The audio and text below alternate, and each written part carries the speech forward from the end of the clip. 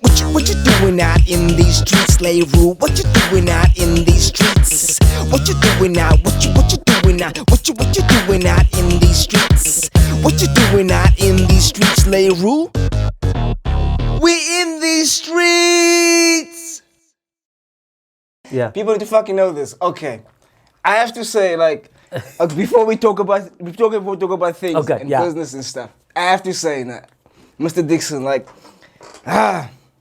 when I was starting to lose weight now, and I was trying to get into this fitness business, and I was fat, you know, like I always thought that, you know, having a six pack was like only for TV mensen, man. Yeah. It wasn't for mensen like me, like the average bro. I always thought it was like Photoshop when I see these magazines. And, Yes. Cause I was like, nah, man, this is impossible. Cause I'm trying. And there was a phase when I lost the weight. Yeah. And I was trying to build these muscle things. And I was like, nah, look at the six packs. And I'm like, nah, man, I'm gonna try to get this. Cause I was so Yeah. obsessed with it. Maybe I was doing crunches and sit-ups. And I was like, nah, niks werkie. And I then, think any colored bra is obsessed with a six-pack. Yeah. I don't think just colors. I think all races. Everyone. I think it's universal. Yeah. You can't put a race on a six-pack, Yeah. you know? Or gender even. Yeah, Because I know yes. a lot of women who come to me and say they want a six-pack. And then I tell them, look, you don't want that life. No, you don't want that life, you know. Broccoli, You- chicken, egg whites. You know. But let's get back to. Yeah. I just want to say the story because people need to know this. So then there was a time because we met at Fox Fitness, right? They were still called Fox that. Fitness and Leisure. Yeah. I used to work there back in the day. You worked there. You I used to were a work there. consultant. You were like a trainer. And Yeah, stuff. me and Earl used to work there together back in the day. Okay. Yeah. So I used to see you at the gym, and then there was one occasion. I know it was God that day, and then I came to the gym. It was a midweek afternoon. It was. I'm laughing. I'm just going to break you there quickly. Yeah. When was it never hot there when it was Fox Fitness? True. Because if there was either aircon or something, it was not working. Oh my gosh. Yo, bruh. But yeah, it was exceptionally hot that day. Let's put it like that. Exceptionally hot. Yeah. So I came to the gym floor. You were in the weight section, and I saw you, and I was like, this bra. I looked at this bra, and I was like, you were training there with somebody else, but you were cowboy life in the gym, bro. And I was like, look at this bra, and but you had a six pack, man. And But that time it was still allowed to train like without a top or something. That's true. We would Okay. love to still do that, but yeah. It would be nice sometimes. Yeah. It would be nice. Even if you don't have a six pack, just so you can evaluate yourself in the mirror the whole time. Okay, now hold on. Easy now. But but I saw you and like you had a six pack, man. And like for me from that sort of belief that I had that it was possible but not possible, but it was for TV means that then I saw you like right in front of me, somebody I fucking know. Yeah, I didn't know you as well back then, but somebody that I saw at the gym regularly. Correct. And I was like, this bro had a six pack. Like, what the fuck? Like, it's possible. It's possible. And that's what like really sparked. That's what really gave me the motivation to say like fuck, it's possible. It's possible. I'm really gonna go and really set me off. But you understand, that's the funny part. Like you said, you were inspired by me, and at the same time, I was inspired by you. By looking at, like you said, you were still a bit fat, losing fat that time or so. But because I was following inspiration for because No, but for me it was. It's even still today when I go to the gym. It's like I will look at people gymming. It's like you know me off the gym topic in the sports. So when I will watch sports, it's like I'm always analyzing. So I will be looking at people and I will like look at the attitude of how they're doing things. That is for me because it gives you a deeper insight. Yes, the attitude, the level of effort they are putting into the Exactly, exercise. Yes. 100%. And Yes, for the me, it energy. is you will get 10 to 1. Yeah, you'll get a guy that quickly to make jokes or something about somebody else when they're doing a movement they're not doing correct. But you don't know where that person is in their journey. You understand? Don't know. That's because I mean, if you think about it, like I was finding a cock in the gym. Yeah. It was only like somebody saw me in the gym and said like they saw me there every fucking day finding a cock, and they said like, okay, but I know you every day. I can see you putting in the work. Like, let me help you. Let me show you here. And that is why when we engaged the first time, for me, I think the first engagement with you, I said to you, brother, just keep on doing what you're doing. You're doing good. Yeah. And then afterwards, when you were showing more interest and asking specific questions, I was able to help you in that sense, telling you, okay, but eating this. Yeah, because I want to know the secrets. Yeah, the secrets. Yeah, the secrets. secrets. But everybody, I think the secret is dedication. But that was like 2012, you said, no? That is, I think it's around 2012. 2012. Yeah. I know it was before the men's health. Yeah, it was before men's health. It's 2012 because I know I went full on from 2011 because I started gym in 2009, and then I got married in 20. Hold on, your wife's gonna watch this. Yeah, now I got married in 2011. 2011.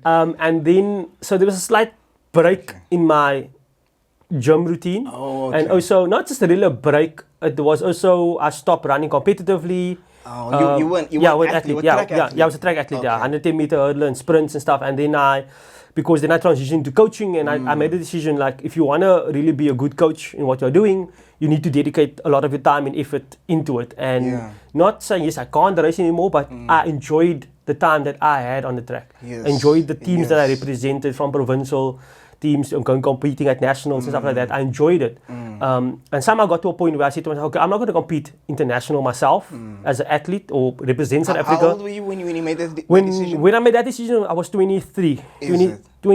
23 years old. And you just had, 23, you just had the self-awareness to say that you're not going to achieve that level, and you made a transition, or? Yeah, because I started coaching. Well, or? Not really injuries.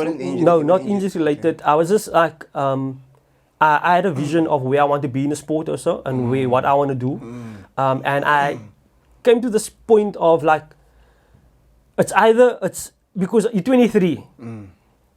There's some phases that I missed out in my development to get to a senior level.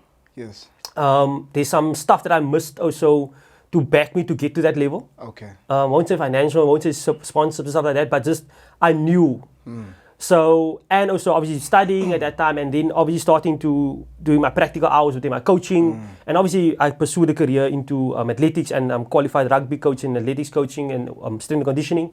So what I did was, I saw the results I was getting with the athletes that I was working with at that stage. And it was like, if I put more time into this, I can actually do better. Instead of 50% training myself, try to become the athlete I want to be still, then what am I actually trying to do with these guys? Because some of them will start moving through the youth junior ranks, coming to senior ranks. Now I'm racing against them also. Oh, wow. So what am I coaching you to win me, or I'm coaching you to say I need me? It's a conflict of interest. No, not just conflict of interest, but am I trying to keep you below me, which I want you to be better than what I was? At the same time, I have to say also, like, just by that, like what you said now, like, you've always been this brother that always gave credit where it's due, man. Always, like throughout the years, like you wouldn't, like, you know, like you said, you gave me that encouragement, nah? Yeah.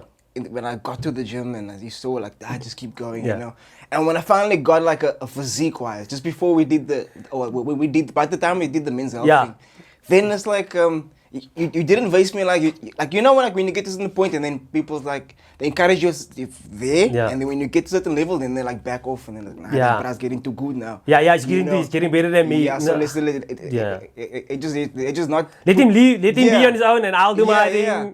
But like when I got to that point, you were even more. I was like, bro, I was like, okay. You know, because you even like check. It's like I reached where I wanted to be. I have the six pack now, but why are you still pushing me more? You understand? Nah, because no, but not just that, but you even gave me more props, man.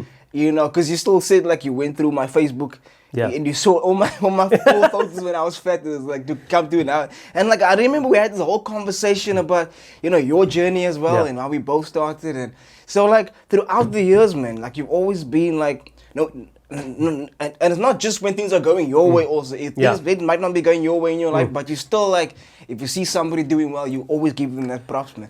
Definitely. So you've always, like, that's something that I always admired about you. There's somebody you also know within the hip-hop industry, Lynn Chris.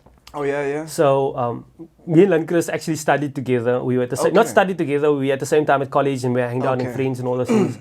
And he said a post one day where he said, like, sometimes you look at the other person's grass that's greener, but I'm going to say it exactly how he said it now. I was like, you don't know how much shit had to go into that grass Yeah. to get that green. Exactly. You just see the grass is Exactly. green. You don't know what shit that person had to go You through don't know. to You- get to you where they don't. are. So, and Facts. that's something I Facts. always, like what he posted, Yeah. always keep in mind as well. That's something I You always say don't, to you don't athletes. know that person's journey. You don't know how much hours, what they sacrificed, Hundreds. what they went through, man, bro. Yeah. Because a lot of people, like that have hard stories. I tell you, like- I think we're probably gonna deal with that later in our conversation as well. Okay. So, like, the thing is, everybody will look at me and they think like, yo, you had it easy, you Yeah. had this, you had that, you had Yeah. your parent support and all those things. But there's quite a few things that I also went through in my life. Yeah, like you also, I don't know if you want to talk about it now, Yeah. but you also said that you were paralyzed at one stage in your Yeah, life. I was semi-paralyzed on my right hand side of my body. That The was car 20. accident, right? Yeah, that was 2017 August side as well. Heavy. Yo, Can I funny- ask you what yeah. happened in that accident? Funny that I'm thinking about it now when I'm talking about it is also like a lot of things happened in August side. I lost my brother last year, August or so, and he was actually with me in that accident when I was in that accident 2017. Normally I would go drop my niece in the morning at school. And I would normally I would take her to school and I come back. I was normally alone. But that morning my brother was with me and on my way back, a police van didn't stop at the stop street and I had the right of way to go on Stellenbosch Arterial. And so I was in the right-hand lane. They came over in the left, that so was still double lanes, Yes. and the left-hand lane, and then they came over. That's before there were still robots there by Somerville side. Oh yeah, yeah. There wasn't robots there Wow, still. yeah, it was a long Now I'm time talking, ago. that's 2017. That's what I'm saying, 2017. So there wasn't robots there yet. So they came over. 2017? Yeah, 2017 in the morning. No, not 2017. 2007. I was just 2007. thinking Sorry, now. 2007. Okay. Yeah, so 2007, yeah. So what happened was so they apparently, what their verdict was that they came over because the car in the left lane showed to them they can come over. And as they're coming over, I'm coming in the right lane. It's a double lane going that way. And they want to I'm turn, just trying to they understand the they turn, stupid yeah, they turn reasoning. trying to Yeah. turn the right, you understand? So they're coming out and they turn the right, so obviously going towards Stellenbosch side. So and I'm coming towards the Pilar side. Yes. So as I'm coming, I just hear they come out and I still try to swerve out and they're still coming and I hit them in the intersection. Holy shit. So head on our car, on their side of the van, out of shock, obviously I just like turned, hit my left hand side. Only thing I wanted to know was still, can I run? That is when I was still in the car, I was like, can I run? Still can I? Because I couldn't feel my legs really much. I couldn't move much. Obviously went to hospital, got treated, and then obviously it was just a short period. Yeah. But then what happened was like the two months like prior to the accident, I was like having a lump on my right hand side, couldn't tie my own buttons, couldn't tie my shoelaces. So what did the doctors say about that? It was basically like just a concussion, but they didn't go into detail because there was some other stuff happening behind the scene also. But did they check your vertebrae to say if there's anything damaged or anything like that? Didn't they do a scan or? I did X-rays, so they just came to the conclusion of it was just Was a concussion. concussion. You understand? So basically your brain was basically swollen. Yeah, soft tissue injury Yeah. type of thing that happened. I also suffered a bit of petit mal epilepsy, where you like have short terms of blackouts. Holy shit. You like, forget like stuff like that. Is that still happening today though, or is it? Today, currently, yeah, I want to say yeah, because after what I went through last year with the mental health Yeah. issue, which I'll probably talk about also in detail, is that because I was in my third year at that time, and then I actually did a final year because then I realized like I will speak to you and I would just go blank. And then now after I was in the mental health clinic, I'll still sometimes it's not that the anxiety level, so I can feel my anxiety, but sometimes when I get excited, then I can also feel like pop, and then I just like, what was I saying now again? What was I talking about now? Wow. Yeah, so Did they give you medication at first for that? no, I wasn't on any medication back then. Only had pain medication back then. But did you tell them this is what's happening? This is what's going on? With Yeah, but this is the other thing what happened is like, so obviously that time we speak about it, but then obviously your students still, people think, no man, just, my mom didn't give much interest into it as well. They didn't know, because they didn't know really. Yeah. So, and obviously, like I said, I studied sports management and coaching, and so it happened in my third year. So obviously now you have a little bit of knowledge and trying to rehab yourself, Yes. and that is where the gym actually became the bigger thing in my life. Started gymming a bit more regular, going to gym. trying to get some more sensation back, getting movement back again. When did you start feeling it again in your right, on your right side? About 3 months, starting from 3 months after the accident. Is it? Yeah, so I actually got gain. What? Okay, besides physically, what Yeah. were you going through mentally when you realized, like, fuck, I'm paralyzed on the one side, and my life is sports. I'm starting to be a coach, and how am I gonna? Yeah, are you gonna coach? How am I gonna finish? How am I gonna pursue my career at sport? Because I need to be at all my limbs. Or do I have to change all my career now? You know, and obviously not just your career, but your passion. It's like this is what you were doing most of your life. You were an athlete, and now you're taking the next step to be a coach. So what were you going through mentally at that stage? Mentally at that stage, I actually recall, I think I was 25. The accident happened when I was 22. Yeah, 22. So 3 years later. So I got married 25 as well. But what I realized is that I can't remember much, like you're saying, in a mental aspect, in a sense of how did I feel mentally, because I was so on a spiritual high. Okay. If I can say it like that, because 2017 was the first, 2003 was the first time I dealt with, I would say mental health, where I was on the verge of suicide. Wow. I was grade 11. That's why school already. Yeah. So it was, the story goes way back. My story goes way back. What happened at school that made you feel that So, way? like, Was it at school or was it at home? Or was no, it it was just, I think it was just a accumulation of a lot of things that I put on myself and that I felt I had to take responsibility of myself. Wow. At that age? Yeah, at that age, because like my brother became a dad at the age of 15 years old. Holy shit. So that time I was 10 years old, so I was 5 years younger than 5 him. years younger, yeah. So, and I was always looking up towards him. Oh. And he was always doing sports, he was always doing good. So he was like your role model? Yeah, my role model. He was like the guy that always like look out for me, like protect me, whatever, somebody might harm me or whatever. Yeah. So he would take up a fight and stuff like that. Wow. So, but for me it was, so when that happened, at come and say at the age of 10 for me, when I was 10 years old. So my brother, he's becoming a dad. Okay, my niece, my mom helped raise my niece all her life. And for me it was, okay, in my head, I'm putting all this stuff now in my head, like, okay, Shit. I need to finish school. I need to finish matric. Fuck. I need to go study. I need to become everything my brother wanted to become and couldn't become. Oh, wow. So the first aspect was obviously the sport. He always wanted to be a provincial athlete. He just always missed out. So when I got to high school, become a provincial athlete. It happened. So it became like a regular thing, become a provincial athlete. Then it happened that year, 2003, was a national champs. It was a tight race against the first 4 of us that were there.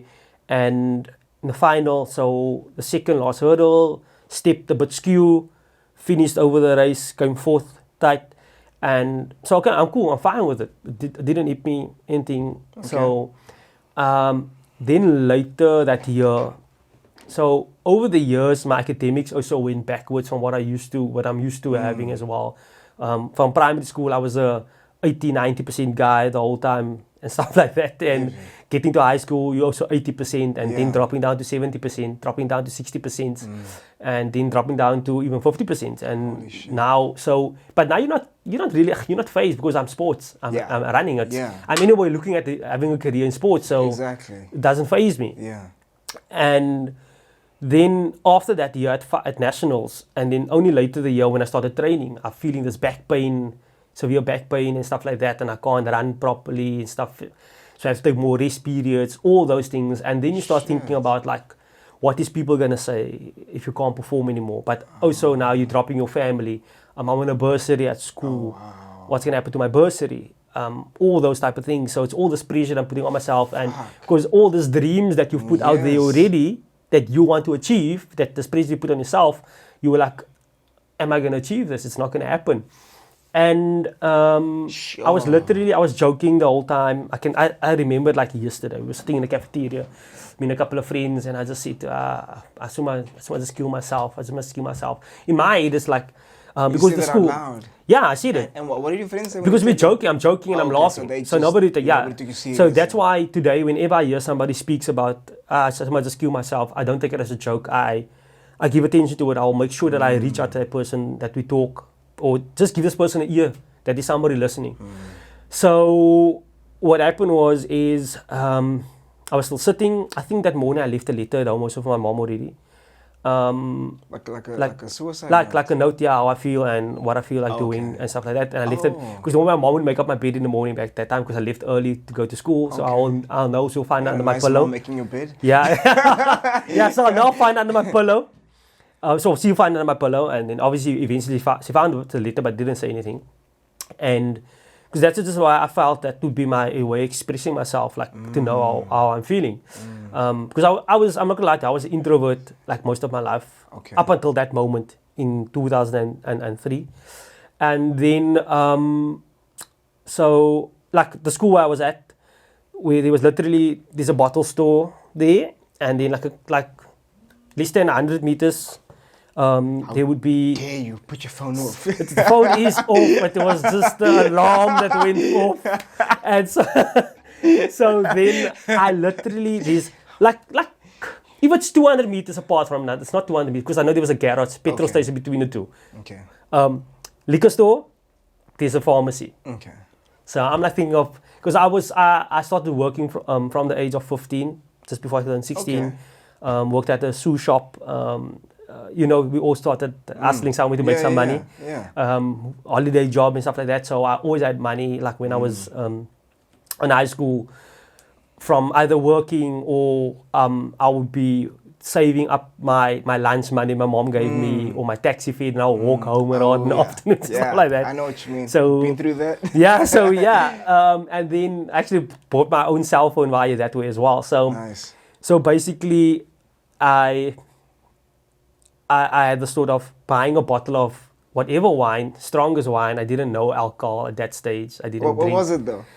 No, Can you remember? No, I actually didn't get to that step to go there. Oh, you were just thinking about. I was gonna go. I'm gonna buy the strongest bottle of wine I can buy, or afford what I have, and then I'm gonna buy some tablets. So with all that money, you were thinking. Yeah, this is or what your- grandpa's. this is your or plan. yeah, and just down everything together. And Fuck. yeah, and I think at that stage you don't realize, because you're 17, you don't realize you're in such a dark space. Yeah. I'm sorry. I mean, and also that was me be- this time. and also being from the community that we come from, it's like mental health is a taboo thing to talk about. Or depression is a taboo thing to talk about in that stages. Men don't talk. Yeah. Or I mean, for me, I didn't know what depression was. I didn't know what anxiety Yeah. was. I didn't know. Those things were foreign to us. Yeah, it's a foreign language, and people would actually, I'm not gonna lie, people would say no, it's stuff that doesn't happen to us. In talking about us, talking about colored to black people, Facts. it happens to white people, and I'm like, huh? Facts. Wow. Because you see it in the movies most. Yeah. And that time we just saw white people on TV. Yeah, so for me it was like, wow, okay, and then obviously you have to feel like to man up and stuff like that. Yeah. And You hear that a lot. Man Yeah. up, pat you on the back, suck it up. exactly, Yeah. and men don't cry type of vibes. So what I did That's was, big. so lucky for me, there was a friend. He was there, and I said to him, "Bara, I think I'm not joking anymore." And then I realized I'm not joking. I'm actually serious. I'm going to take the step now. And in that moment, I called my mom to let her know that this is what I feel also, and this is what I'm going to do. And then I just got emotional. I just burst into tears. And they said to me, is there anybody with me there? And then she spoke to my friend that was there with me on the phone. And then she said, you must just stay there with me. And they're going to call the school. They will come through now and stuff like that. And then, yeah, my mom did my ride at school. Went to go. Lucky for me, at the school we had a psychologist also. Oh, really? Yo. Yeah, so the psychologist. But I only had like 1 or 2 sessions, 3 sessions, even 3 sessions with him. Because I mean, if you look at the 1,200 kids at school, you have one psychologist. It's going to do so much. But sorry, man. Were people actually willing to speak to the school psychologists, like the kids? And how was I think the kids were, but like I said, I was lucky. I was from a side like this is an ex-model C school. It's Afrikaans school I was at as well. Okay. So the white kids, they would be used to go and talk. You understand? Okay. But as a colored kid, you would have been like, what is this? You understand? I'm talking to somebody, tell me how I'm feeling, what I'm going through. To this day, still like that. A lot of yeah. In our culture, it happens. Exactly. So it's about the culture. So for me, it was going there, and the first time my parents was there as well, and I didn't speak much, but I think this lady, the psychologist, she was so good in the sense of what I said to her was, she could have taken it from there, that said that I am putting so much on my fork or on my spoon, and now it's starting to fall over. And now that it's starting to fall over, I'm feeling I'm losing control, and this is where I'm getting to that point, and building up everything that built up to that moment. Yes. And that is what I took from there. So like throughout my life, I always took stuff from here and there, and like I always tell people, I built this little toolkit for myself throughout life, and that is how I dealt with depression and anxiety my whole life. And I can remember still, I mentioned to somebody in 2018, around about there. And then we also spoke about, I spoke about this experience as well. And then the person asked me about my medication and stuff, and I said, no, I'm not on medication. I don't think I need medication. And because I knew how to handle it. Or when I found myself in that negative spot, how to go about it. Like I said, the gym was one of the big outlets for me. I was going to ask you about that. Yeah, the gym was one of the, is that therapy? It's that therapy session. That is that therapy session where it's you and the weights, or you and the machine, whatever you're doing, and your mind, and you're pushing, your body feels it can't go anymore, and you're pushing, and you're going through, tonight you saw, tomorrow you're back there again, and you're going. It's a beautiful thing. Yeah, and I think there's so much that we can take from that mentality, that when we are in the gym, and just apply it to our life outside the gym as well. I think if so many people can apply that from principles, from what you're doing there, and apply it outside the gym, change my life too. Because I've seen it how people can be so hard and hardcore in the gym, and they can't take it outside of the gym.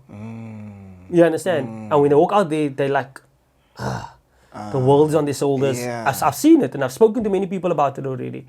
And it comes down to mindset at the end of the day. It's a mindset. It's a mindset. You can't like they say, you can take the horse to the water, but you can't make them drink.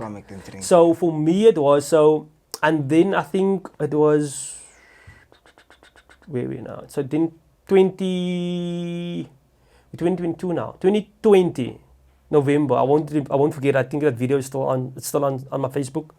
I went live on Facebook. I just didn't know. I couldn't work. COVID obviously was happening.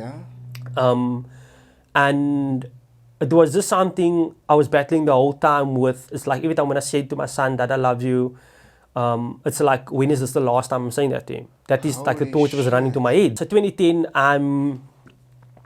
COVID is happening. Business has been cut down. Contracts has been terminated. So, and I had savings and all those things, but then it got to, obviously I had a projection, like this is how long my finances will be holding, all those things. So what happened is that I literally, every morning, if I say to my son, or every time when I would say to my son that I love you, I was like, when is this the last time? When is this the last time? In the sense of, when is this the last time? How old was your son? Sorry, back then? Then he was, Zion, he was like a year and a half, 2 years. Shit. Yeah, he's turning 4 this year. He's turning 4 this year. So, but also the thing is, because I lost my first son in 2016 or so. I remember that, yeah. In 2016 as well. So I think I never got to deal with that properly. Wow. And then like I said, and then obviously in 2020, COVID is happening. Everything is going haywire. You think you as a man, you have to provide, you have to do, exactly. I had to do a lot of sacrifice. I had to sell some of my properties, I had to sell some of my vehicles. Holy shit. Just to like downscale to understand. And I think there's nothing wrong in downscaling. There's nothing wrong in downscaling, but I think there's so a lot of psychological pressure that goes with it, that you build up to a certain level. Like, you know, like, okay, go on. I will. Yeah. I don't want to disrupt your flow, but so a person builds up to this level, and I mean, like I said, you have this child, like dreams that you had way back. And you eventually like achieving them as you're going along, and now you find yourself, okay, you have to downscale again from it. But I think it's also a big part of your psychology that plays a role, like check here what is important for you. It's about having a roof over your head for your family, a place to sleep, place something to eat. I think that's important, and actually just be there for one another. So yeah, I will never forget, I think it's the 2nd of November. 2nd of November. I was about to go do some work for a client, and I just can't find myself to work. I'm sitting with my laptop on my lap. You just couldn't bring yourself to just. I can't work. My son is in the room. My son is in the room at that stage watching TV. My wife went to the shops quickly. I was even at that stage where I was like, I don't want to go to the shops. Where my wife would ask me to go to the shop to go get something, whatever. And I was like, do you really want me to go to the shop in the state? Because, like, you're stressing about money, finances, and I have to go spend money that you don't really have. And you're like, if I'm going to swipe this card, when is this thing going to say I'm declined? Do you understand? So I was like, and then obviously and I must say my partner is really supportive. My wife is really supportive. If it wasn't for her, I would have been half the man I am today. Sure. You look at it like even the men's health cover guy competition. Oh yeah. I saw the competition and I was like, I want to enter this thing. And I was like, wait, before I enter, remember, you understand? So I said to her, like, because Renee, obviously it was you half naked. yeah, you're half naked. Is it okay? Can Yeah, I do this? is it okay? And then I asked her and she's like, why are you still asking? I used to ask her, yeah. Go for I it. remember that, yeah. And I think that was the start. And I mean, I think even the Men's Health 2014 was the springboard for many things. Yeah. After that, I mean, obviously I signed to Martez after that, with our modeling agency. Shout out to Martez. Yeah. Shout out to Martez. Not one of the best.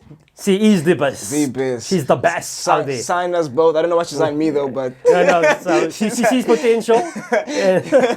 And what is really for me, on my second audition with him, I nailed it with one of the big vehicle manufacturers out there. Was it? Okay, Yeah. If you want to say that. With Isuzu. And my second interview, I was like, or my casting. Yeah. I pitch up at the casting. I'm like, that is literally. I signed my contract that morning with Matthijs and I went for my second casting that afternoon, the day before I had my first Holy casting. shit, that was before quick. I even signed my contract with him. Did you sign it at peak time? Like in summer or something? It was spring or summer? I can't remember. Because I just moved from one of the big brand names of agencies. I remember you were with. I was at the other agency, and I never never got a casting or anything like that. I remember because like I got you at one of the castings. It was okay. We don't want to say which commercial it was. We were going for the same commercial. Yeah, and you know back to what I said before about the credit, and you were giving me encouragement. That was my first casting, right? I got you at the casting for the commercial. And you, even though we're both competing for the same gig, what did you do? You didn't, this bruh gave me tips, bro. He gave me tips on how to get the gig, bro. He gave me tips, and I couldn't believe it. I was like, bruh, it's the same thing. But I think that also just speaks about your character, and that's what I always admired about you. Instead of like, Kiki, like, nah, you might just figure it out, man. Figure it out. You. I got Nature Boy or so at the casting. What's his name? That's on Espresso. Oh yeah. I used to coach him as well. What's his name? Beach Boy Sprinting.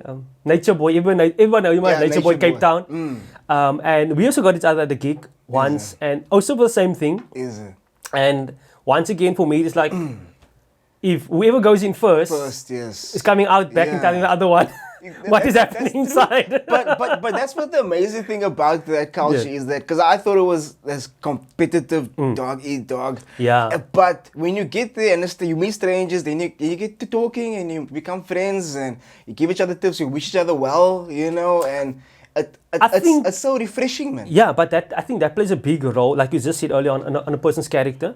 And at the end of the day, if you look at many of these guys that are really successful or making it successful, and then you look at, yes, you rub shoulders with them already, you spoke to them, it's coming to them because of that character that they have. Exactly. You understand? So true. I think Because people don't realize it. The guys- industry is so small also. It's so big but so small. So small. You understand? It's so big but so small. And after a few casts, you get to know already these agencies. You Yes, get to they know already. The casting director here, you get to know them. 100, It's like, okay, 100. So- I'm here again. Yeah, It's so like- going from that, like I said, like the men's health cover guy helped me a lot. Yeah. Obviously giving that boost. Yeah.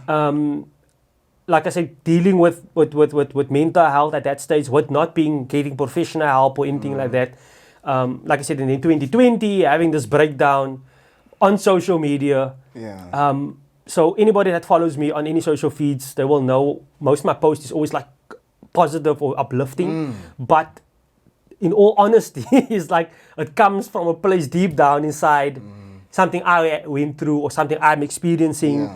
and I'm just trying to put it out in a positive way Yes. that person can deal with it, because the next person might not have the toolkit that you have. That's true. They might not have the support that you That's have. very They don't have the mindset that you have to go through it, and they might just think that's the end of the road where they are at.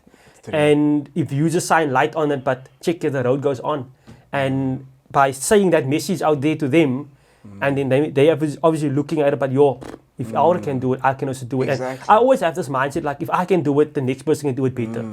If I'm in your corner, if I can give advice to you, you can do it better. And it's not easy putting yourself out there like that, to say that I'm not mentally well right now.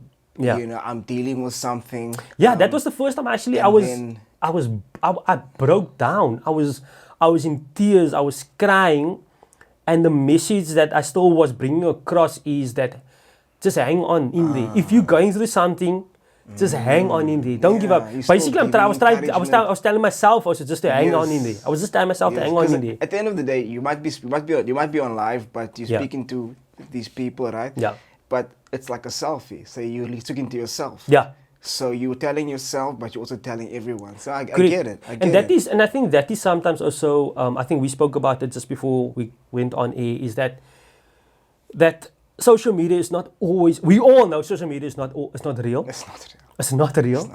And I think that is where a lot of people get lost by not being real. And that is where I find it hard when I won't post if it's not real. It's not authentic, I'm not going to post. I'm not going to just post for the sake of posting. posting, If it means for a brand or whatever I'm with, I'm not going to post just for the sake of posting. It must be authentic. Yeah. If you're not feeling 100%, you're not just gonna post just because Yes. I have to sell this. Yeah, I have to sell something, Yeah. whatever. No, I I'm know not what you going to mean. do that. I I'm know not what you going to mean. do that. So, and that I always believe that. And so, because social media can also be the platform where if you are not ready mentally, physically, emotionally, spiritually, you can put out so much harm. You can. You can put out so much harm. You can. So for me it was, so like I said, so that happened, 2020 happened there, and then obviously 2021 happened, and then I moved from Cape Town, went to go work up in Pretoria, something I always wanted to do. My wife, once again supporting me because they were still back in Cape Town. I'm up there, traveling in between. They will come and visit me weekends. I will come down and visit the weekends. But 2021 was a hard year for me. I'm losing lots of loved ones, family members, grandma, cousins, aunts, my brother. And I think that was hitting me hard when I lost my brother last year. I was gonna come to that. So you were going through all of these things, selling your assets and downgrading your life to basically survive and provide still for your family. And then your brother dies. So you were going through all of that, and then the loss of your brother must have just made it even harder. Yeah, I mean, I think we saw in the last few months, weeks, we also saw other celebs also taking their own lives. Sure. And individuals taking their lives of one person taking out his whole family or stuff like that. Wow. So when I hear or read such stuff, it hits home to me in a sense of where was that person emotionally? How did that person find themselves in that state when it actually happened? Because I can just think myself into that dark space because I've been there as well. So for me, losing my brother, like I said earlier on, my whole world was sort of built around my brother. And he was your role model. Yeah, yeah, definitely. And all that. And like I think like all we have this family feuds. There's in 2020 I didn't speak to my brother. I didn't speak to him. So due to certain things that because he got involved with politics, and I thought like his reason for getting involved with politics was actually really wanting to help the people on the street and stuff like that. And I saw it as like if I'm looking at myself and I can't be involved with those things, can't be associated, and every time you're posting you tag me in it and stuff like that. So that's what I understand. Wow. So I spoke to him about it and I said to him about politics, how politics works also. I also have my own views about it, and but I said, okay, cool, I'm not gonna I have to distance myself and stuff from that. So when he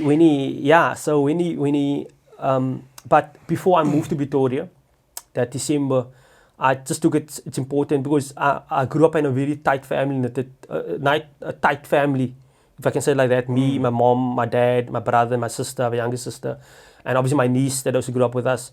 So for me, it was, we always have to be there for one another as well. And obviously out of respect, I felt that I want him to hear it from me that I'm moving and not like via somebody. Or like I'm there and then you hear. Yeah, I know. You understand? Yeah, so I know said what to you him, mean. I think December 2020, I told him like, check here, I'm moving up to Pretoria. And he's like, oh, okay, cool. And I said, no, but I'm going to go stay there. I'm going to work there. My family might move up together as well. And he's like, oh, wow, is it so serious and stuff? I said to him, yeah, it's a move I really have to do financially as well. And then he, from then we started talking. And every message, he would always say he loves me and stuff like that, love me. And it was my parents' wedding anniversary, 40th wedding anniversary. Wow, when that was 30th of July, yeah. The other day I actually saw the message, the 23rd of June, I sent him a message and I asked him just to keep me in prayer because I'm just trying to keep it mentally together. I mean, I've been up there, now 6 months away from my family, but also, like I said, I lost my grandmother in that time. I just came home, my grandmother died the very next day I came home. So then it was funeral, I had to leave again. Then Cyril put in some more COVID lockdowns just before the holidays, and then I actually just flew back. And then the night when I booked my ticket, I get a call that my cousin passed away that I grew up with this tight. So it's like every time I'm coming home, there's bad news. So you start thinking, like your psychology is starting to tell you, like every time you're coming home, who's next? So you're telling yourself also in your mind, the story is running, who's next? Just waiting. So you have this fear also of coming home because who's next? So fuck. Yeah, and then 23rd, I sent my brother that message, and we've constantly been talking throughout then. And then the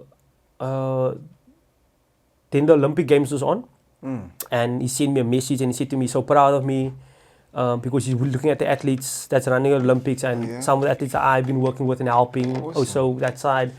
And for him it was like I'm living his dream. And I was like, for me, that was that message was a proud moment for me because I mean everything I've ever lived for and wanting to do was fulfilled. In his footsteps. Yeah, but he's proud. And he's proud of you. You understand what I'm saying? Because I mean, I've represented South Africa on various levels of athletics, in management and coaching, and also with transplant sports in South Africa. So we constantly talking, and then the 6th of August. So I also started feeling sick in the beginning of August but mine was, I didn't know if it was COVID or was it now anxiety and stuff that I'm going through. And the 6th of August, he sent me a message and saying that he's also having the symptoms and stuff like that. What is all the symptoms of COVID? And I sent him through a list of stuff. And he said, because he has a dry cough and all these things happening. I said, but get it checked out. And so that's, so we constantly talking every day. But prior to that, every day you'd be sending me a voice message. Since that time, 6th of August, he never sent me voice messages. So there was one Sunday I had to go coach, and then I was sleeping late in the afternoon, and he tried to get hold of me. But then I responded back to his messages, and then my mom sent me a message, hey, my brother is trying to get hold of me. what's up. He told her that I'm sick. I only told him that I'm sick, so I didn't want to distress them out that I'm sick in that side because he's sick this side.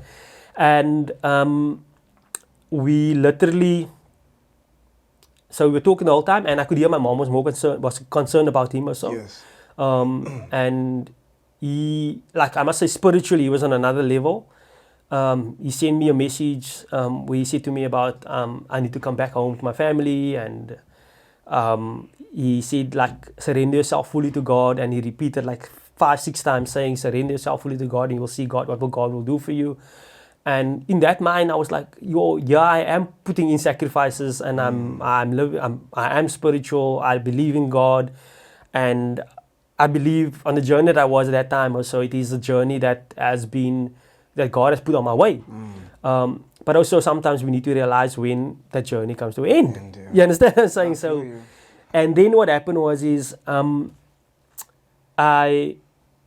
18th of August, getting this message from my cousin, whose brother passed away earlier the year, and he's phoning me in the morning and he's telling me, he's gonna say his condolences and stuff like that. And I'm like, whoa, because I'm busy waking up still, because that time I was so deep going through depression and anxiety already. Like, I was just sleeping every day, every morning, get up, get down, go work, come back, sleep. You like in that? Like autopilot zone, just do what has to be done. Yes.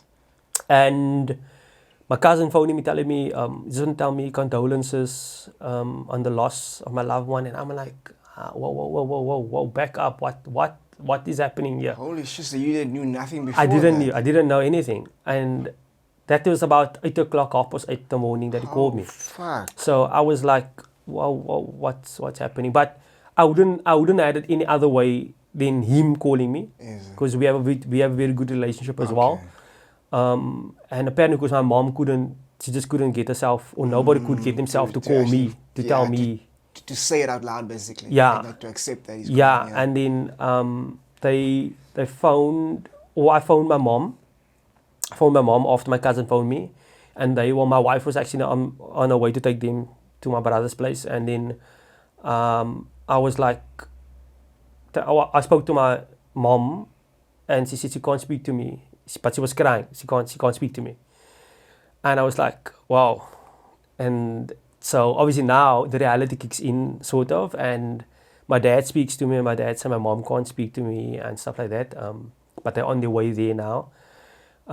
His wife phoned that morning that he now just passed away this morning, and like, for me it was like it's like a dream. It's like, what the fuck is happening? So my language, like, what is happening? And because he had no other illnesses, he was healthy, there's nothing wrong, nothing else was wrong. So, and you think like almost like, okay, I have COVID, come back out of it, cool.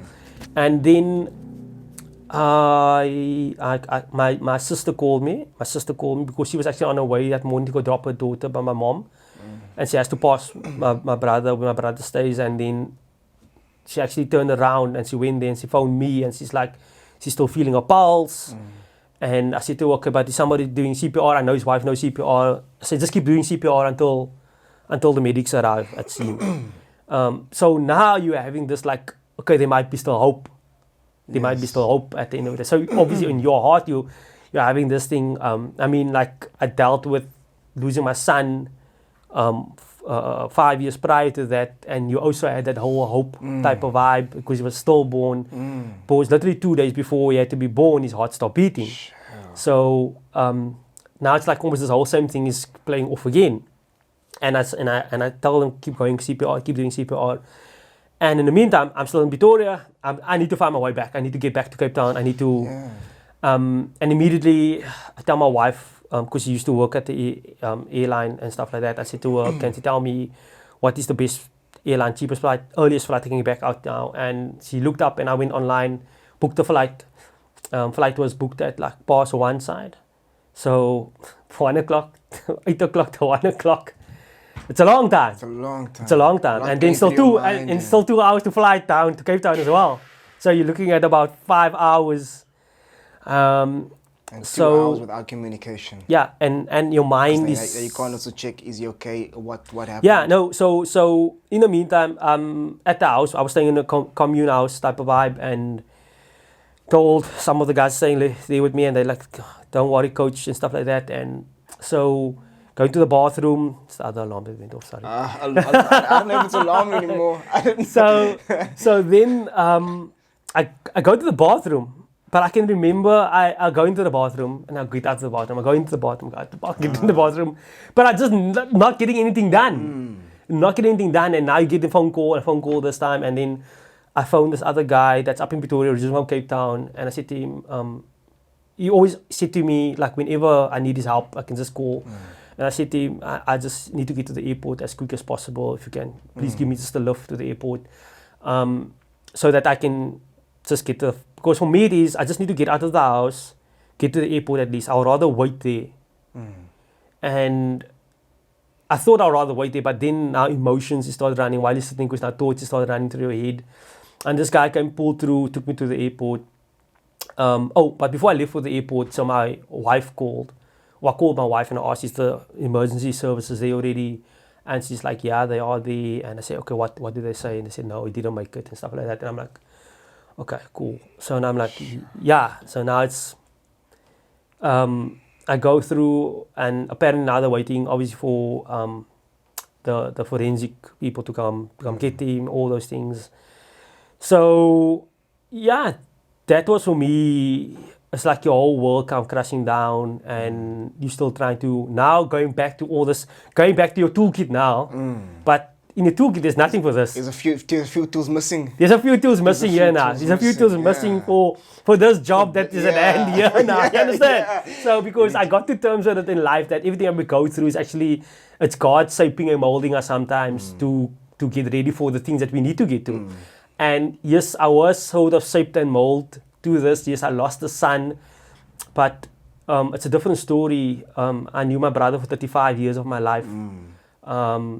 It's my parents knew him for 40 years. They knew him for 40 years.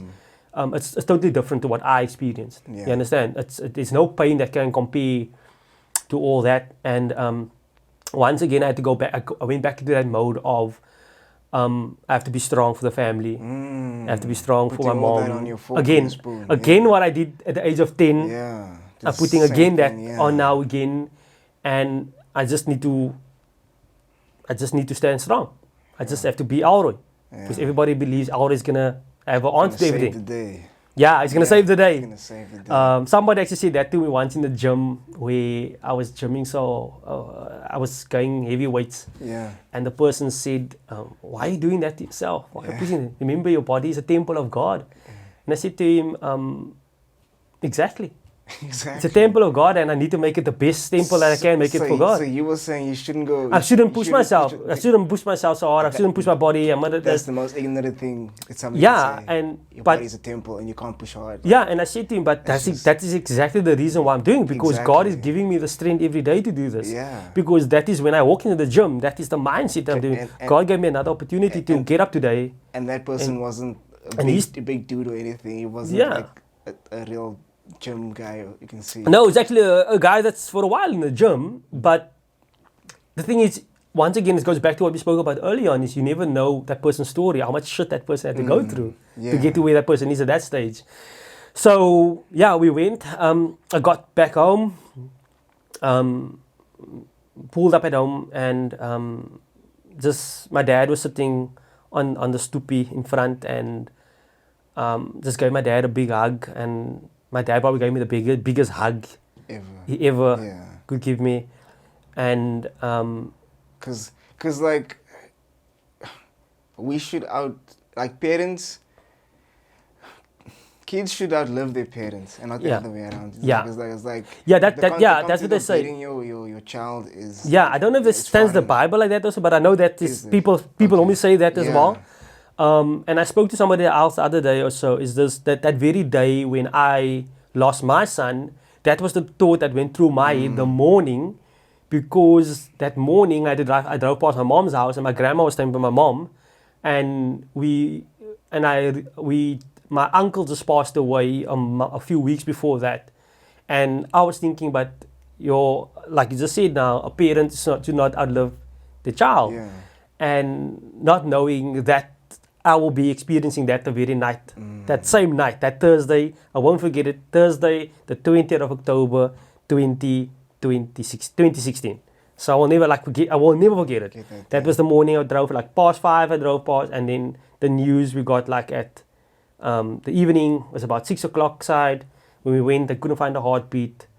It's funny enough, that will never be erased from my mind. And I think that played a big role in my psychology and what happened that leading up to where I was diagnosed with anxiety, depression, and major depression episode. So yeah, post my brother's after his passing in his funeral. Yeah, it's a moment I'll never forget. So basically, on my brother's funeral. So for me, I thought it was gonna hit me hard, like we spoke earlier on before we did the podcast. I scratched a bit into tech also, and IT and stuff as well. Although I'm not qualified in IT, but I like finding out things and making ways easier within your industry of your field as well. And so I took it upon myself to do the whole photos for the funeral type of vibe, the video, the live stream, all those things. And I thought at that it's going to hit me hard when I'm going to sit with all those photos and all those memories and putting this whole thing together. And actually, I must say I handled it much more better because I did the same for my aunt, for my mom's sister that passed away 2020. And for me, sitting with that, I was so emotional doing my aunt stuff. And I was already preparing myself how am I gonna feel with your brother? With my brother stuff, because you're seeing all these memories in front of you the whole time. And I did the photos, I did everything, and then I called the family together. Okay, guys, this is what I've done. What do you guys think? Which one we go with? You understand? Because he's married, he has a wife. You guys decide. I don't want to be this one this is the one, this is going, this is what, understand? It needs to be a collective decision. Yes. And I think, and if they asked for something, can I perhaps do something like this? And I did it and stuff like that. Who's going to be the pallbearer? This. Yeah, no, that I left for my mom. Okay. My mom did that. But just from the graphics and stuff like that, and videos and stuff. And even till today, the day when we had to go view the body, before the day before the funeral, because obviously now COVID, coffin couldn't be opened, all those things. How many people were allowed to be at the funeral at that time? I think it was less than 50 people.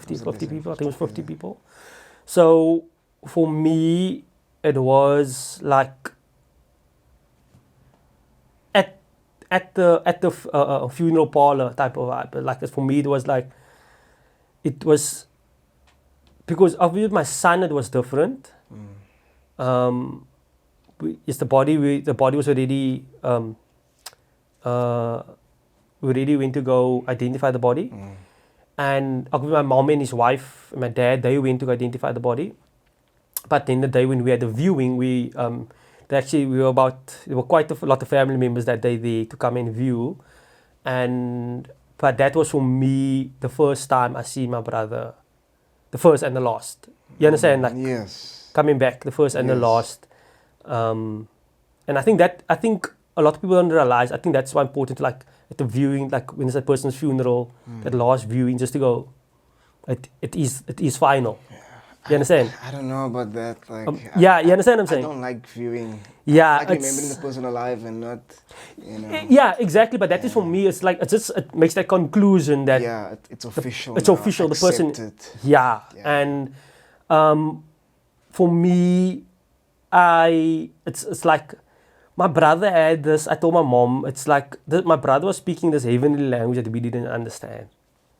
It's like he will speak out the Bible. He'll speak about spiritual encounters, and it's like, no, man. Or when he had a dop in or something like that, now he'll talk about it. He was know how more people is. And I was like, don't talk to me about that when you have a dop in and stuff like that. But everything he mentioned to us back then, it was like, perhaps I just had to change my glasses I was looking through. You understand? I was looking through dirty glasses still. I was judging on the parcel and stuff like that. And I guess many people still do that in today's time. It's like very common. they will remember you for what you've done. For the bad that you For the did. bad. They will forget all the good you've done, and they will just focus on that Focus bad, on that bad, that bad thing that you've done. And I think throughout the whole process also I've learned that it's about forgiving yourself also. And it's okay if you do things a way that other people don't see it, even if you're in the same industry, in the same line of things, because you have a different vision, and I believe God gave you that vision to actually understand it in a certain way, and just go with it. Because I feel a lot of people do things because they see the next person doing something, and now they want to start doing it, but they don't have the ins and outs on it and stuff like that, and they're just doing it for the sake of doing it. And soon after that, they will lose their passion. I think that is why the saying is, it's like, you will keep doing your passion even if it doesn't pay you. You will still keep doing it. So if it starts paying you, it starts paying you. But if it doesn't pay, it doesn't pay, but you will still keep doing it. Because you love it so much. You love it so much, and eventually you get back to a point where it will generate funds or make money. You can live off it. You understand? Just like, when did you get booked into the mental health clinic though? Yeah, so that was for me a big step, because I was booked off from September month. I was booked off by my doctor, basically with burnout first. And then I was on medication, self-medicate, mornings, evenings, and it got to a point where I was losing my cool with my son and my wife, like over stupid stuff. I will be looking for the underpants. And you just lose and I will lose my shit. Sure. Like, because I was there. I used to put it there, wait there. I'm like, you understand? And I will like, you literally like get aggro, you understand? And at the point where I was like, this is not me. Because I like to do self-evaluation. I always do self-evaluation about myself. And I think that is where the problem sometimes also happens. And because you're so hard on yourself, and you have expectations of yourself as well. And I can remember one day we spent the weekend at my sister's place, and my son was going through this phase of where he was just crying a lot, crying, and it sort of like chowed on me, man. Like, what the hell's wrong? Why are you crying over? You understand? Yeah. And for me, in some days I would lose my cool and I would shout at him, and then days I would give him a hiding, and then afterwards I would be like, why did I hit him now? He's just being a child. Yeah. You understand? And by then going back on that thoughts, and then I'm like, I'm a bad parent. And then you think, it's just better if I'm not here. You understand what I'm saying? So now the suicidal thoughts come again. So it's all those, and that is thing is where people don't realize it. It creeps up on you, and it makes you feel so guilty. Wow. And there was this one day, I was literally, I was sitting by my sister's house, and obviously he had this performance again. It was a Sunday. We actually were going to go home that Sunday, and I said, okay, can we leave around about 1 o'clock side? So I want to be 1 o'clock at home, so I can just, because I know I just want to be in my own space, I want to relax, and then 1 o'clock is getting closer, we're not ready yet, and he's going on, obviously he want to play with his cousins and stuff still, and then he's going on, and I just get up and I go and I tell him why, and I'm shouting back at him, and he's shouting louder, and I'm shouting back at him, and he's shouting louder, and I just gave him like one hit, and I was like, and I went inside, and I'm like sitting there, and I'm like, shit, that wasn't necessary. That wasn't necessary now. And then I'm like, he can sense I am not the dad that I normally am. Yeah. That is why he is going on like that. Since your energy is different. Exactly. He senses this negative vibe. Yeah. And that is obviously rubbing off on him. And that is so, and I go sit in the chair, sit on the couch. Actually, sit on the couch. My brother-in-law was in the kitchen. My sister was sitting there. And I was sitting. And by that time, I already took the bags out and put it in the car. And now I'm talking about, so this is now already after like a month and a half that I've been booked off already. And I'm sitting and I'm feeling bad about this, what I just did now. And the next thing is, I'm thinking, fuck, I just drink all these tablets that I have now. Because it's like sleeping tablets type of vibes as well. And I'm like, Heavy. and when I'm taking these tablets, I'm taking half of them at a time. And I'm thinking of taking all of them. Holy shit. All 30 of them that's still left or whatever.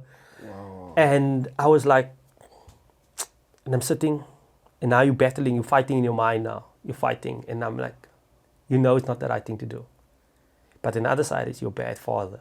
Shit. You understand? You're a Yeah. bad dad now. And I'm like, sitting, and I'm battling with this mentally. And I'm just trying to, and then I'm like dozing off, but I'm not dozing off. I'm just trying to calm myself down. And my brother-in-law is like, yo, is already sleeping again and stuff like that. And I'm like, I'm just chilling. And many times it happened, and I will just doze off. I'll just sleep off. Because what happened was my body was busy starting to break my body down. That is what happened. So that Monday, Tuesday, I told my doctor, I told him, I think it's better if I just book in to because we already spoke about the clinic. Okay. So he gave you the option. Yeah, but I spoke to a journalist that normally interviews me with the sporting side, and he was in the clinic a few months before that, and he told me about the clinic that what he was at and stuff. And I told him, I think I also need to book in. I spoke to him actually, Yeah. and he gave me the details of the clinic, and he said to me, he spoke about symptoms that I still be going through, and I said to him, but I'm past that. This is where I'm at. And he said to me, but Alroy, you need to get help immediately. And I said to him, I'm speaking to my doctor. They will do everything. They will book everything and stuff for me. And I sent them the message.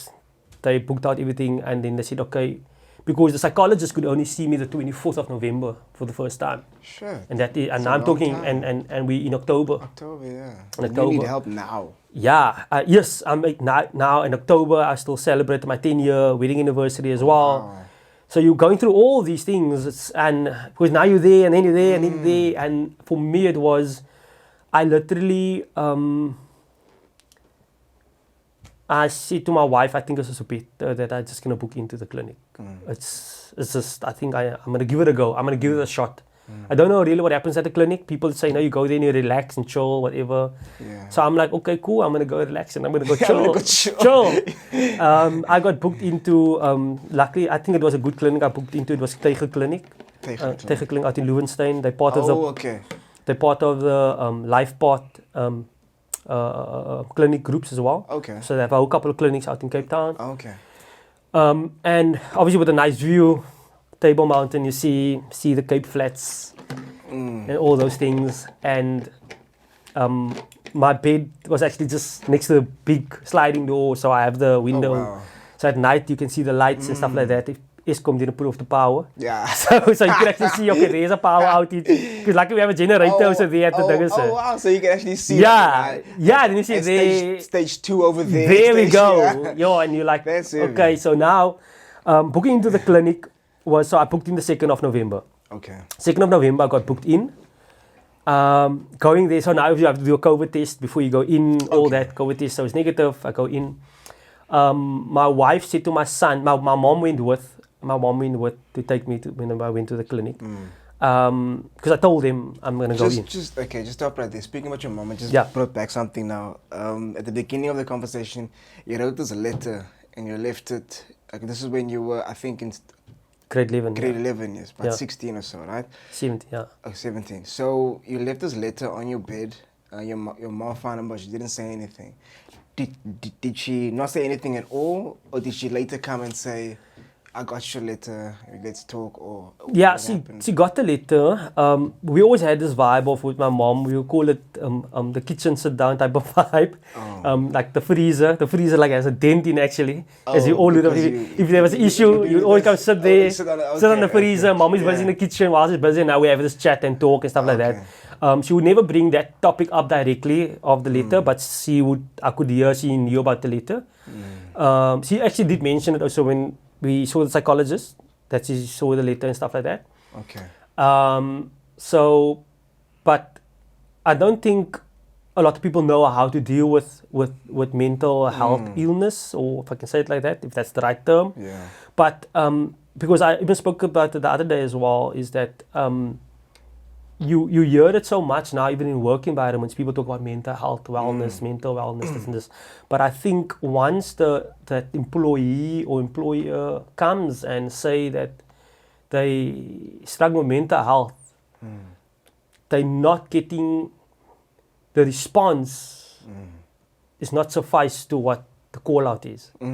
I know what you mean. So I'll talk about that a bit just now, because I actually just had a talk yesterday with a police officer about it. So I spoke to a firefighter about it as well. Wow. And this is people that work in our communities. And I tell them, whenever one of you guys asks me about it, how did I got to that point? But basically what I'm explaining now, to get the help, you're calling out for help. But you're asking me, you calling out for help, yes. You understand? You say, I have a problem. There's something that you know that you need something to deal with. Yeah. And you don't know how to get to that point yet. So, because you think about it, like, first of all, men don't speak. When we're going through something like who do we really speak? Who do you speak to? Who do you really speak to? Who do you make yourself vulnerable to? Because that's the case. Exactly. How many people do we have on our phone and says like, yeah, can I confide in this person? Can I make myself vulnerable? Because you always think like, yeah, now I'm gonna sound weak now, or I'm gonna say all these things, and then you're gonna use it against me one day, and exactly. A lot goes through your mind. I've been down that road as well, where you feel in people, you share stuff with them, and then they say things in an environment that you spoke to them in confidentiality.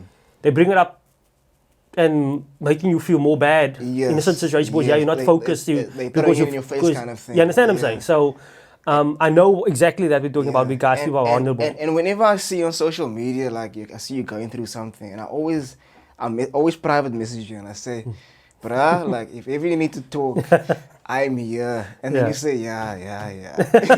And you never fucking talk. We always spoke like, let's meet up for coffee, let's go for lunch, let's go for dinner or something. We never do that. You just never get to it. Now you come because there's a camera. There's a camera, lights, camera, action. And now you tell me everything. But I mean it like whenever I see like my friends going through some shit, then I always say like, look here, I know you're not gonna probably talk about it. Especially like the men.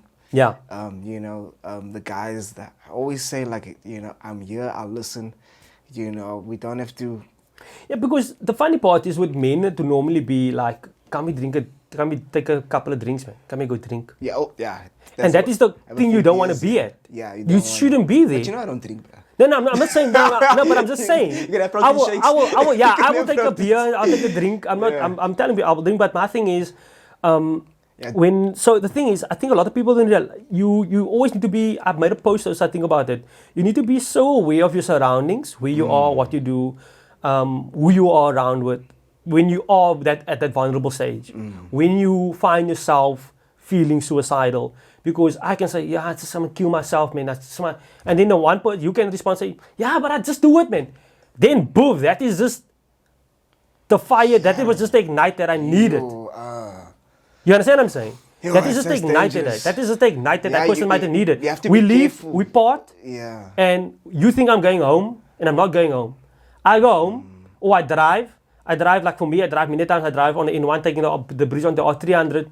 And I'm not going to lie. Many times I was like, why don't I just F off this bridge? Fuck. Are you serious? You understand? Yeah. Honestly, I'm not lying. Shit. I think I'm so down in this thing where it is like I'll call it out immediately. And I think that is the problem what happens when it comes to mental health, is that you don't call it out immediately. And you're boiling up and more things come and more things come and more things come. Like we hope. You understand? I will tell you. I think that's the way we grew up. We were raised to say you just suck it up. Yeah. You keep like it inside. I have this thing now where I will say a day or two after I had an encounter, like I say, where I felt like I will tell my wife or I'll tell somebody, yesterday, say if me and you were in that same vibe there, I'll tell you, Alvin, like that time when we were sitting there, this is the thought I actually had. When it was a bad thought, I will give it, I will say like, this is what I actually had. And I was battling with it, but I was thinking at that point, I was thinking about that. Because then you deal with it. You understand? You don't have to entertain it, you don't have to talk about it further. But for me personally, it is, I've dealt with it. I've said it You said it, yeah. You got it off I, your chest. I wanted to do it. Yeah. It's not in my head. I want to do it. Still. Yes. You understand It what I'm saying? was there. Yeah, exactly. Now you're just speaking about your experience. Yes. Yeah. You understand? I know what you mean. So and it's and also it's a big thing that people need to realize that it doesn't define you as a person. It doesn't. It doesn't define you as a person. Because so for me, like I like to tell the people experience when I went to the clinic, because it's like walking in there. Oh, okay. Oh, yeah. I wouldn't say, like, so my wife said to my son, Dada's going to work here now. Oh. Okay. Because obviously you knew I was working in Pretoria, but now you're going to leave me here now and he can't stay and all those things. When you get booked in, do they tell you it's only for a month or 2 months, or do they first diagnose you after the first Yeah, you first week get or something? And yes, then they tell I you, was first okay. diagnosed with anxiety, depression, Yes. and major depression episode, and so obviously like that is why I was dealing with it. Obviously I was on medication. This is your GP. With my now GP, that yeah, with my diagnosed GP. you, okay? And then obviously because my GP I have a close relationship also, and we have been talks, and then the thought was like, okay, I need to get more help, I need to see a psychologist. Okay. But then psychologists could only see me 24th of November. But at that stage, like I'm saying now, we are basically at the end of October, man. But so end of October, it feels like a month. Am I gonna hold out for a month? You understand? Yeah. So once you get into the clinic, you get immediate. Okay. Immediate. No, okay, yes, but who decides how long you're gonna stay there? Is it a set time It's period? you have a psychiatrist. Okay. So obviously, She would speak to you. Yeah, and so I saw my analyze your psychiatrist. Okay, condition. I had a guy was my psychiatrist, and my psychologist is a guy as well that I got when I got to the clinic. Okay. And the very next day, the psychologist and psychiatrist saw me. The 3rd of October, they saw me. Sure. So, November. And what I say, what is very strange is, a year before that, the 2nd of November, I made a video on Facebook. Oh wow. I said it's so ironic. It's only when I was in the clinic, I was like, oh shit. Wow. Last year, this time, Yeah. I was also finding myself battling with this. Sure. And so, walking into the clinic, you think you're walking into a madhouse. Because I think that's what a lot of people perceive it to be, and people from all the movies, like you said earlier on, what we say. And I walk in, reception's all nice, and then you go through the doors. It's a private facility. I was lucky to have medical aid and go to a private facility. So normally medical aids cover 2 to 3 weeks. Oh. For you to go to to get treatment from an institution like that. Yeah. So my medical aid covered 3 weeks. So I went there. So the first day when you come there, so I always tell people it's like I was never in jail. But once again, from what I see from movies, like, so now I come there and I walk in and take up your luggage bag because you allow one bag, come in, they show you your cupboard. So there's four beds in the room that we are in. You have TVs, everything, aircon. It's like a hotel room. Oh, nice. So like people say, come and relax, hotel room. And like I said, I had a view that I had. And you don't share a room. No, we share a room. We four in a room, 4 guys. Four, sorry. Yeah, 4 guys in a room. Oh, So when I got there, there's already a guy sitting opposite this guy the whole time. Hiccups. So yeah, hiccups, but it's actually due to severe anxiety. Holy shit. Yeah. So it wasn't just for him. He had it all the time. Exactly. He had to leave after 2 days. They took him to hospital. Oh shit. And we didn't see him again. But I'm not going to share too much from what other people. Yeah. So what happened was so now I'm thinking, okay, cool. Go lay on my bed. Now I'm laying on my bed. I feel like in prison, your bed, you're laying. Yeah. You don't know the ins and outs. Yeah. Okay, here the one guy comes in. Now I'm asking, how does things work around here? What's work? He said, no, okay, half past 12 is lunch. So I got this. I booked in at 12. So I got this. So lunch. So lunch so I got lunch. Okay. They asked if there's any specific diet that you have. Oh wow, they actually asked. Yeah, that's what I'm saying. So, that's what I'm saying. It's a private facility. Yeah. Okay. So when you have lunch, do you have a lunch in the room, or it's like this? No, we're sitting. Yeah, we're all sitting there. Okay, so it's not like it's not like an eating hall. It's like, because the moment you come through, then there's like a living room area type of vibe. Big screen TVs there, couches, There's a smoke room also where people can smoke. There's a room you can go out, you can sit outside, you can smoke outside as well. Then to our right hand side, there's also like a sitting area, but then there's the nurses area as well. And then the kitchen is that side, and in seating areas there we will normally have. So, because I think they are limited to a certain amount of people. Yes. And so when I got there, walking through, seeing all these things, okay, going up the stairs, put my bag in, put up, give you a key, they give you a key for your bag to be locked and all that. So now this guy come in, we're actually good friends, I will never get that. He come in and introduce himself, nice, I can call him a boy, he's younger, a couple of years younger than me. Yes. And introduce, and I ask him now how the things work here. He's explaining to me about OT classes, occupational therapy classes. Yes. So OT classes start like this time in the morning, then we have this, then we have lunch, then there is arts and crafts. Okay. And I'm like, okay, cool. I'm gonna go now. I'm like, what am I gonna go do with this stuff, man? I don't need this. I just wanna relax. I just wanna be on my own. I just wanna be chill. Yes. You don't want. I know. So and then he makes a comment like, yo, the view is nice. It's just bad that we can't go stand on the balcony. And I'm like, oh no, please, don't tell me. Don't talk about standing on balconies. Because remember, like I was saying, you have this perception of the movies. This is what I'm talking about. Standing on a balcony. I'm thinking I'm walking into a madhouse. I'm thinking you want to jump. You understand? I didn't come here for this. I didn't come here for this. I'm not here to rescue people. I'm here to help myself. I'm here to get help myself. And I'm not going to lie to you. I was laying on my bed. I went for lunch. Get to lunch. I'm sitting at a table with old ladies. So it's like, okay. So men and women in the same facility? Yeah, men and women in the same facility. Just men have their own rooms and stuff like that, and female have their own rooms and stuff as well. Okay. But we intertwine, they mingle one another. And the first couple of days, so I'm like first chilling. Now I'm sitting with these ladies, talking to them, can I say who I am, they are who they are, da. Go back to my room, chill, and then come back later on. So this guy introduced me to the other guys. So then I start mingling, talking to people because they remember some of them are now already a week there, some of them 2 weeks there already, so they already mingled, you understand? Yes. And then I started mingling, and you just become like we call each other brothers and stuff like that. You become like brothers and sisters towards one another. You forget about the outside world. We're all here, and you somehow feel like, why are you there? Why are they not here? Why do we have a problem? Yeah. You understand? Yeah.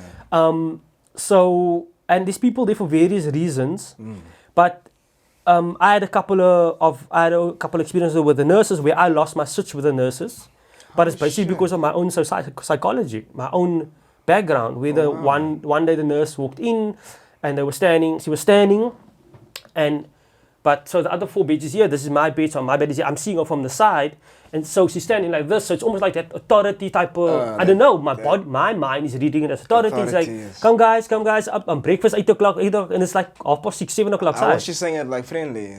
She was like saying it friendly. I'm not gonna lie. She's probably one of the friendliest nurses that were there. But just the way she was standing. And I'm seeing this through my being drugged still, because every night you have a tablet. Because the first night I got medication and I almost fell there against the table.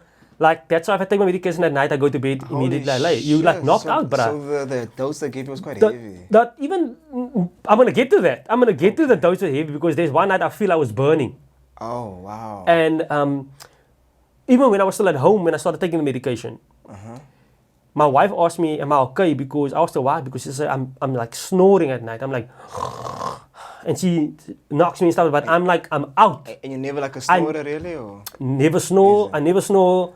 I never, like if you would touch me, I would be awake. Yeah. No, I'm out. So, and I think that's the way sometimes people told me also about not becoming dependent on the medication and stuff like that. Do you remember what medication it was that they gave you? It is the one they would normally talk about in the movies.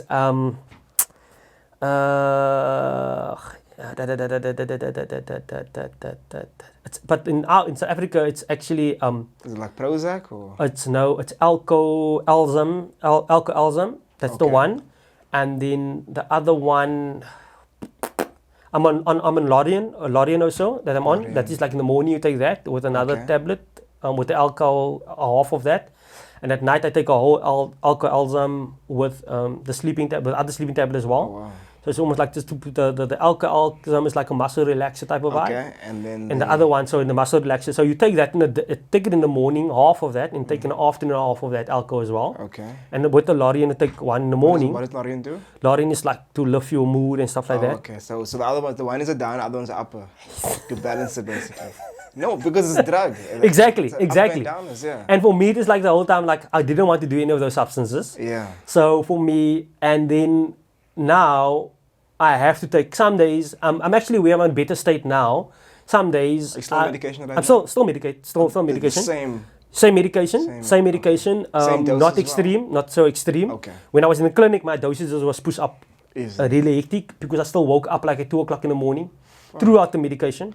Sure. So mentioned that to my psychiatrist. Psychiatrist is the guy basically that adjusts your medication. Okay, back to the psychiatrist. When you get admitted, right? Mm-hmm. The day thereafter, you get seen immediately by a psychologist and psychiatrist, Mm-hmm. right?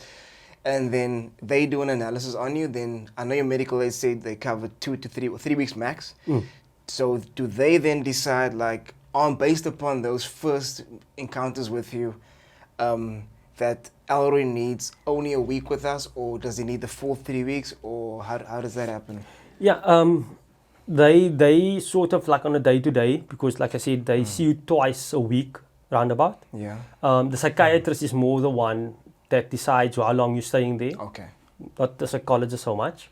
But I feel the psychologist is the guy that helps a lot as well because the psychiatrist is the one that only like normally prescribes your medication, what Yes. medication you have to go on, and all those things based on your mood and what you're saying, how you're responding. But my medical aid actually did step up this year where they gave me additional sessions that don't come from my savings and stuff like that. That's nice. That That's because really medical nice aids do of them. have those built in, but you need to request for it. Okay. Okay, so but they actually just upped it themselves. So I have this year like I have 15 where I have 15 sessions that I can make use of psychology and psychiatrists. Oh, wow. But you only need like my psychiatrist will only see me now I think in June again. Okay. So you only see me like twice or 3 times a year now. Okay. Where you're Is it to check in, kind of Yeah, like maintenance? And yes, because there's a ongoing because the medical aid also asked him like check out what's going to be the plan outside when I'm outside of the clinic as well. So how am I going to go on with the treatment and stuff like that because they don't want me to use up all the benefits while I'm just in the clinic. Yes. And once I'm outside, I can't use because obviously the benefits is more when you're in the clinic because it's accommodation, it's meals, Yes. it's your It's occupational psychology, therapy, psychiatry yeah, and it's sessions, quite a bill. It's yeah. quite a bill. Serious. I'm not gonna lie to you. Wow. We saw the bills, and if I didn't have medical aid, I don't know where I would have been. Wow.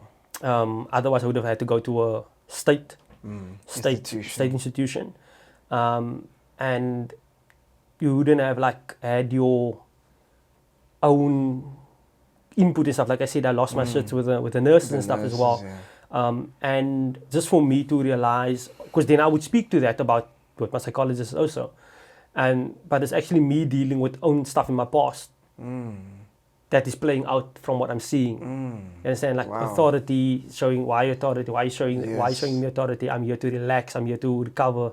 Why you shouting? You were not shouting even, but why Yeah. you shouting? So that is where I've learned a lot. I learned a lot about, yes, although I studied modules of psychology as well myself, I learned so much how it actually works within our society, our daily society, and how people do react to psychology at the end of the day. So for me, then one day I woke up, so I was still joking with the other people, say, oh yeah, your medication is all going to be add, you're going to get more this, more that. Then after I saw my psychiatrist, my medication get up. So they like, because I said to him, I still wake up in the mornings, like 2 o'clock, always I still wake up 2 o'clock in the morning. Then I go pee, come back. And then I literally, that night, so they upped my medication. And I see, I asked them, 2 extra tablets. They say, yeah, 2. And I'm okay, cool, down. So normally, because it's lights out by 11 o'clock, so we would sell some nights after, because you have visiting hours was like from 7 till 8. Dinner is from 5:30 Until what time? till 6, so 6 side. Who eats that time dinner? And then she'll last me for the night. Yeah, but you can have your snacks and stuff. You can have your own stuff also. There's a fridge we can all put our stuff in, and we had all Look our. here, bro. So we always here, like share snacks amongst each other. For, So for the type of people we are that eat Yeah. 3 times a day, That even was for just me. before bedtime to eat the it, first oh time, my the first gosh. night, the first night. I'm not gonna lie to you. I'm like, so here 12 o'clock, 12 is lunch, eh? Yeah. So then there is tea and stuff, and there is breads and stuff you can have, and biscuits and all those things.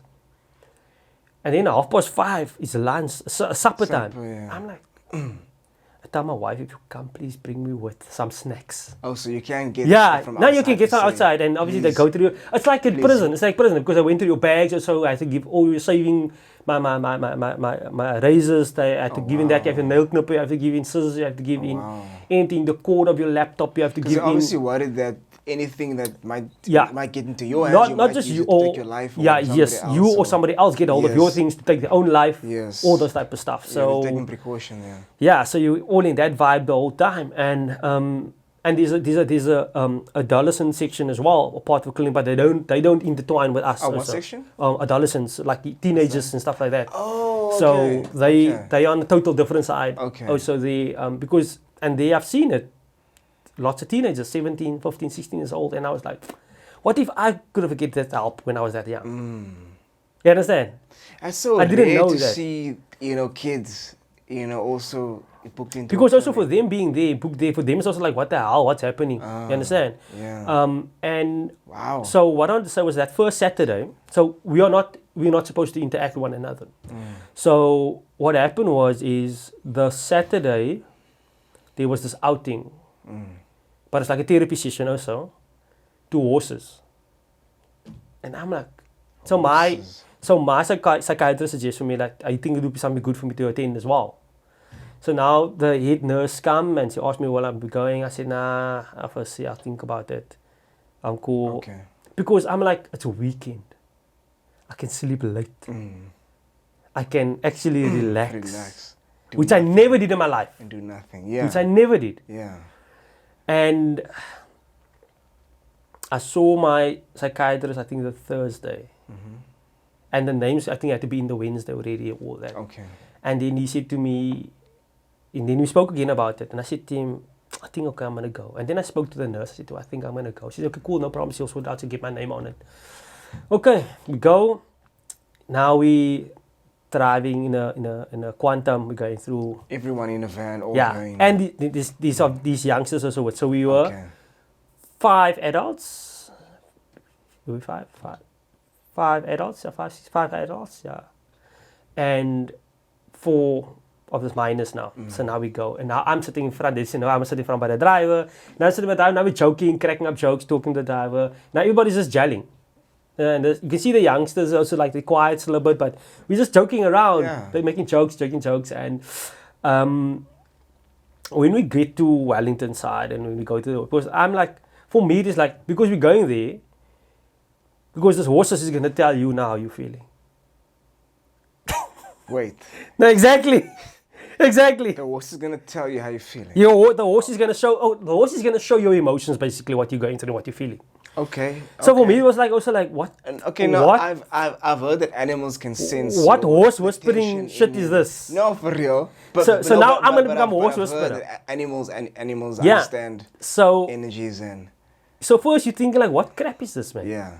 You understand? Remember, this is Yeah. my first week still into the clinic. Still, I'm still like, in that first week, I'm not gonna lie to you. Genuinely, you feel that I'm gonna walk away, man. It's fine. I'm gonna go home. But many times I told myself, I'm not doing this for me. I'm doing this for my family.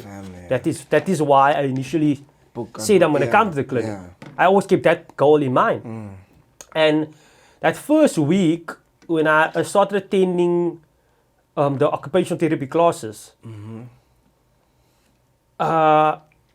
there's stuff that you could relate to in your life, and obviously now you tell your story because this is what is happening in your environment, and this is why you see it. And now you talk about, obviously you're talking to your psychologist also about it, but now you're talking here, there's other people who are experiencing almost the same thing, and we can relate to one another. And then in the arts and crafts, what I found out in the arts and crafts is that I've been doing things that I thought I would never be able to do. Like, I've been painting things, I've been Wow. making boxes, creative boxes. Yeah. I'll forward you the pictures of it. Okay. And I made actually, but what I realized in all the arts and crafts classes is all my crafts came from a place deep emotions. Heavy. Deep emotions. There was like a spoon that you have to decorate with clay, and I ended up making it with my son's name on it that passed away. Yeah. And then I had the opportunity to do it again at my other son's thing as well. His name was on it. And then there was this one day where I had to decorate a box.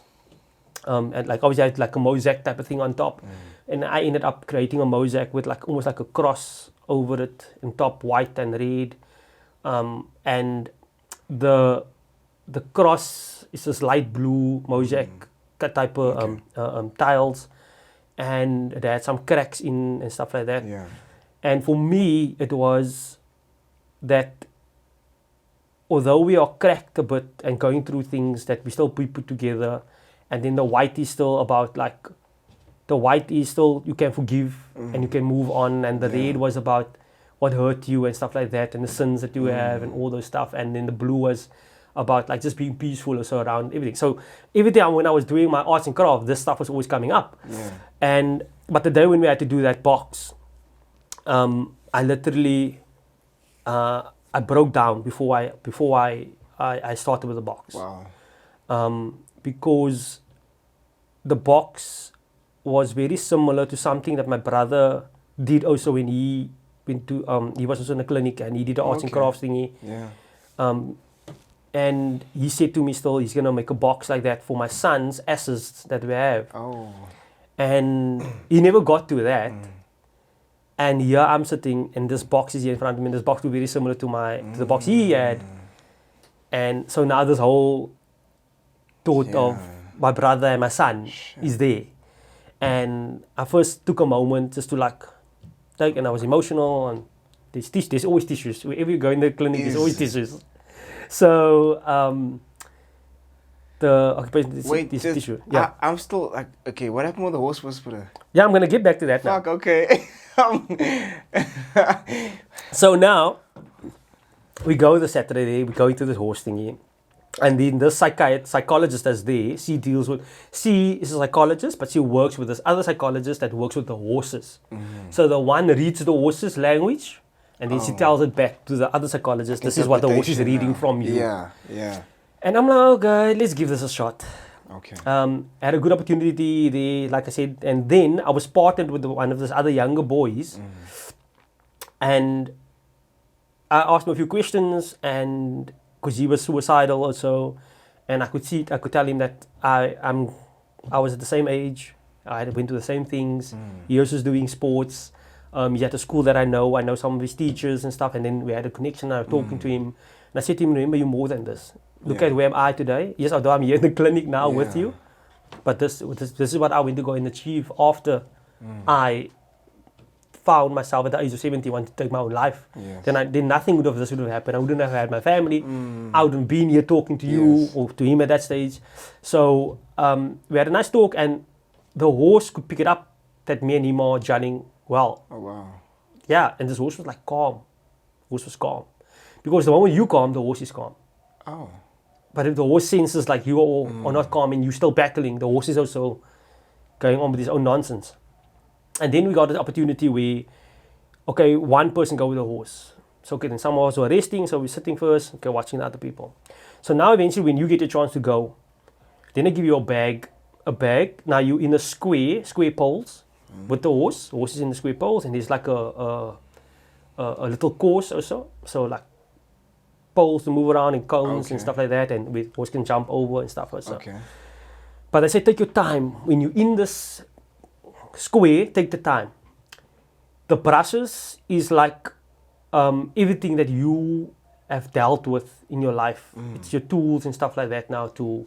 So you can brush the horse now, brush his hair. Yes. And my head is like, yo, did I come here to this brush getting the pedicure, and I'm the one that needing something. You understand what I'm saying? I know what you mean. I'm massaging this guy. Can't I get a massage? So now I'm going, brushing the hair, things, Now, I mean, somebody else just brushed this bra before me as well. So, I mean, perhaps he's gat full of being brushed. So now I'm brushing, put the bag down. So when you already put the bag down and you take the horse, then you can now go. Now remember, there's nobody with you. There's 4 other people also busy with their horses. And I take the horse. So now I take the horse. En is kopie bliksem vas. Oh. Maar Leina wil nêrens gaan nie. Oh. En nou Is that the horse's real name though? No, that wasn't that wasn't the horse's name. Come on, Malena, Joe's barber. So, yeah. If you don't know that, you didn't watch Joe's barber, so yeah, that's why you know it. So now the horse is, and I'm like, but now I don't want to be like, you want to be it's not aggressive. my horse. I want to Yeah. be aggressive. No, I'm like, cool. Yeah. Cool. Now the lady comes. She tells me, if the horse does that, what you do is you take and then you turn your back on it and then you move. Okay. So it's something symbolic of take whatever's happening here that's keeping you back, leave it and turn your back on it. It will come. It will follow. Okay. If it's for you, it will follow for you. Okay. So once the horse sees that, and then the horse starts moving. Okay. Or if the horse is still doing that, then you start walking like that, and you walk to his behind. Then it forces him to actually start moving. Yeah. And now he starts moving. Once he starts moving, then you go. Okay. And once you go, so what has happened is now obviously you try to keep the rope, whatever thingy. Yeah. Now you're keeping it like this. If you're keeping it like this, you're showing the rope authority. You're showing the horse authority, and the horse doesn't like that. Then he will also skop fast. So you need to keep the rope like this. Like that, open hand basically. Open hand. Yeah. So, and now as the horse starts moving, you give more slack on the rope. So longer. So it's like you're trusting him, you're trusting you. Yes, You're you trusting build him, that trust relationship, yes. And now we walk. And now we start like walking. And now we just get to this other point and then, skop over your fast. And then, so the lady come to me, that of the horses now. So she asked me one question. She said, how much time do you give to yourself? I said, very little. Because I'm always about other people. My working about is always about making other people better, performing and all those things. And I spend very, very little time on my own self-care. You understand what I'm saying? Although you're doing things, it looks like you're doing it yourself, but you're so focused on what you can do for others. You understand? Yeah. And she said, no, she saw that when I was in the box. I didn't spend a lot of time in the box and doing that with the horse. So I'm like, wow, okay. She said to me, okay, go back, take your time, and when you are ready, then you go. So now remember what I said to you earlier on also was I thought that there was somebody else already combed the horses hair and stuff like that, and those horses With already massage. but this horse is probably already Gat full already, and he just want to get walking. Yes. So I'm considering The horse. Yeah. And not how I can best probably to make this horse feel nice and good, put it on himself, but technically me feeling good about myself because I'm doing good. And then later on, I started making the horse go and start running. And so for me, that day was like going there with the mindset of what is a horse going to tell me, to finding out how you actually operate as a person yourself was a big thing. So we always laugh when we get back to the clinic and we laugh about how we went to the horses and making guy now the horses told you this and that. But it was nice. It was really a nice experience. And then obviously I spent my whole 3 weeks there. Met, like I said, wonderful people again. And when they say when you get to the clinic, you want to leave, but when you're there, you don't want to leave. And that is so true. A lot of people found it hard to go. I think that is why I also said to my tongues, I'll stay out my whole 3 weeks. Yeah. Because I just like because you need to face reality. You need to go out into the real world again. Yeah.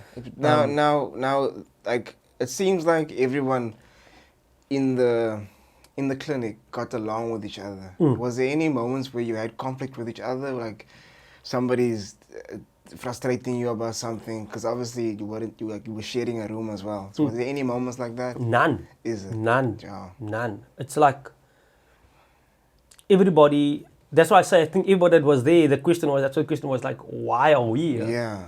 and why not the other people? Other people, You yeah. understand? But at the end of the day, is what comes down to everybody's psychology is put together differently. We deal with stuff differently. We respond to stuff differently, and I think we need to accept that. And once you start accepting that, in a sense of like, you don't. What I'm thinking, you don't have to be okay with what I'm thinking, the way I have to do it. But if it comes to, and I think this is where it happens in work areas also, where conflict happens, is because I'm thinking this way and thinking that, and you thinking that way. But we are not thinking of the bigger picture, of yes. what needs to happen, how we fall all part of this thing to make it better. And then it might become sometimes egos that gets involved, whatever. It doesn't mean always you need to become the lesser person. Yes. Because the thing also is, you might want to bring something to the table that you know is going to work, because what we're currently busy with was tested already. You know this was tested somewhere else already, and it didn't work. Yes. You understand? But also you know why it didn't work. So yes, you can bring it in, but this and this have to be changed because to make it work, because this is the mistakes these other guys made. We don't want to make the same mistakes that they made at the end of the day. The one thing about mental health is like, it's like if you have a physical disability, you can see that person is disabled. Yeah. With mental health, like you can't see anything. You can't really see it with the naked eye. Yeah, you can't see it like it's. I think mental health is. I tell people it's the moment you tell somebody you have cancer, they can't see the cancer. They can't see the cancer, but they have sympathy automatically with it. Yes. Because they know what cancer can do. But the moment they start seeing your body deteriorating because of the cancer, but then it's already at a late stage. Yes. And obviously, yeah, there's nothing that the general public can do and people can do for you, but besides medication or whatever. But with mental health, there's stuff that we can do.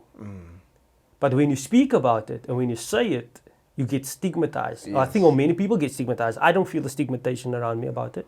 That's why I feel open up talk about it. Okay.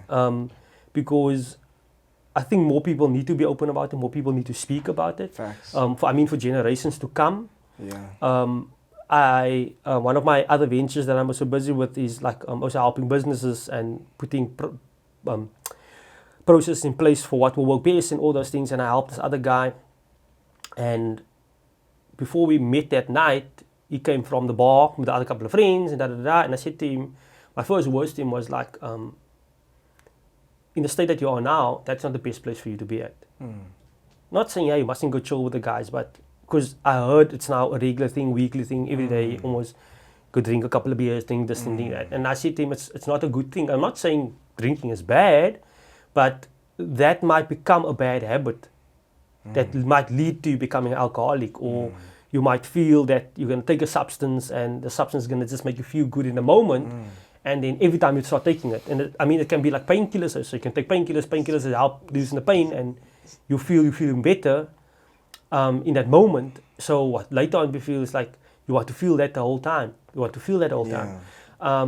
Like for me, I've suffered like with my sciatic nerve as well, but I was in severe pain recently, and I was on heavy pain tablets. Painkillers, yeah. And once it was up, I said to myself, it's up. Because I'm I'm rather gonna get through this pain. I was gonna actually ask you, like, because you've been on the medication now for a while, right? Yeah. The medication that you were given by the doctor. Yeah. So, do you feel that that you can get off immediately of it, or do you feel there's some aspects of addiction to it as well? Yeah, I think you need to get off it slowly also. Okay. Over time. There is periods where I feel like I don't need it, and then the next day you can feel it. You like I said earlier on to you, it's like your body is breaking your body down. That is why I feel that I need to take the medication, because I constantly feel fatigued, constantly feel tired, constantly feel low energy. Isn't it maybe a side effect because you're not taking the medication? No, it's even say like some days I take it or I forgot to take it, so I'll take it always take it, but I can feel some days. But it's like that I'm not taking it. Okay. But then if I have 2 days or 3 days back to back where I'm going, even if I'm feeling right, I'm eating right, everything, I'm sleeping right there, so I feel. Even in the morning when I wake up, it takes me long to get in the morning to get up a bit sometimes. So the effect of the medication was that's what me and my doctor first spoke about, was because one of the medications they do take is actually, it does sometimes affect your sexual drive and all those things. Okay. But like I always joke, it says it doesn't affect you. It actually just gives you more endurance. I felt it when I was in the gym also. Is it? Yes, I can feel I can pump a bit longer. Wow. You understand? One day I was running in the gym. I was running actually on the treadmill, which I never do, for like an hour. Sheesh. Hour. Fuck. I was sweating. The sweat was running down me. And like I never run. I don't run on the treadmill. I don't like running on the treadmill. But I started doing, especially when I came out of the clinic. And when I went to gym, I always did the stuff that I don't like doing.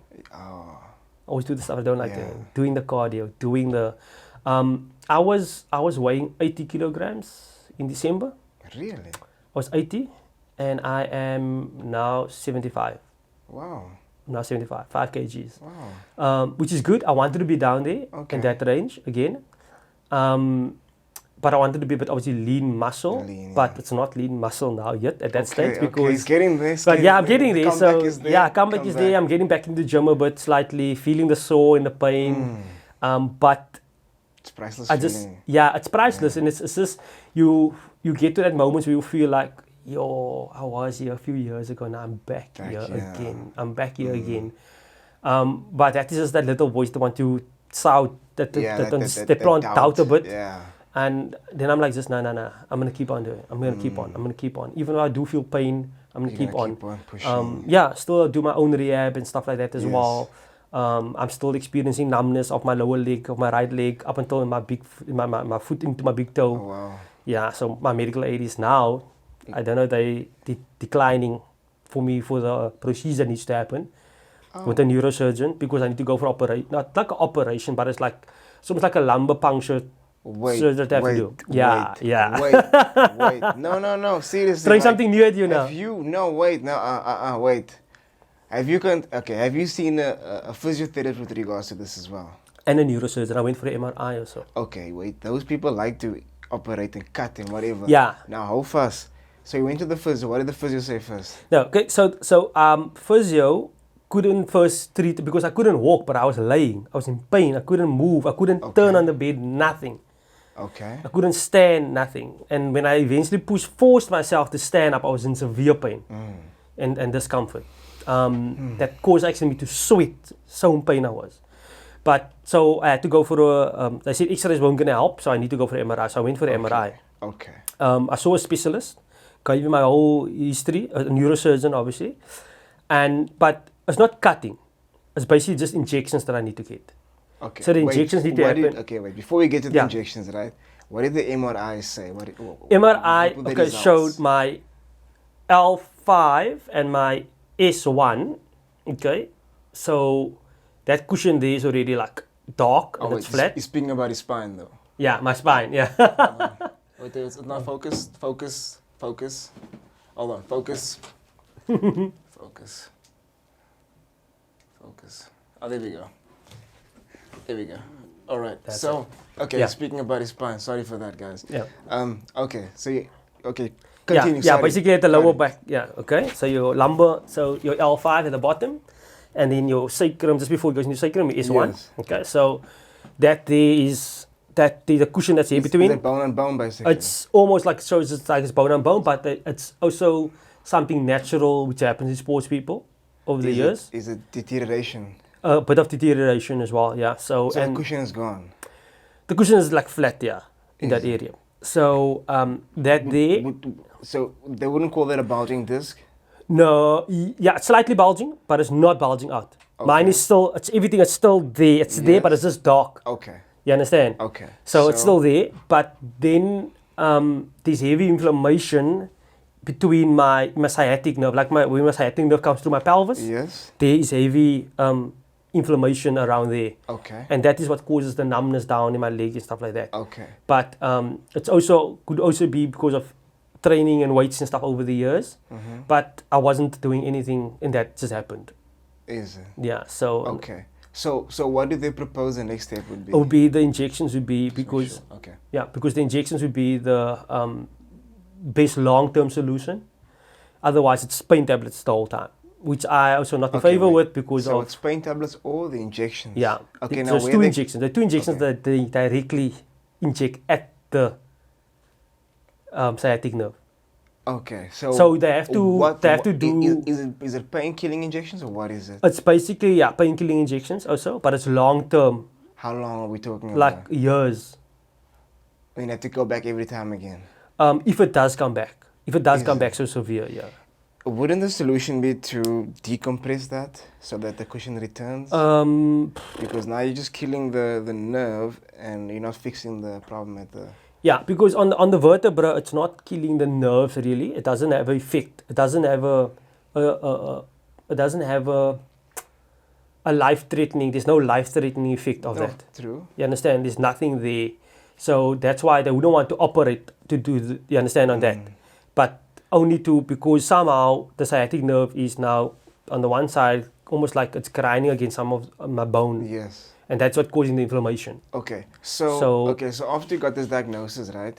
Remember the physio, you said the physio couldn't really treat you because you Yeah. couldn't move or whatever. So now you can move, you got mobility. Yeah. Have you ever thought about going to the physio with these diagnoses? Yeah. So, Right, basically, I am busy going for. I'm gonna go do rehab now with like seeing first and sports massage therapist, and then obviously I'm getting back in the gym because I think that's the best active way to get the muscles. Because that's the other side as well to do Yes. training to get the muscles active again. Have you thought about spine decompression?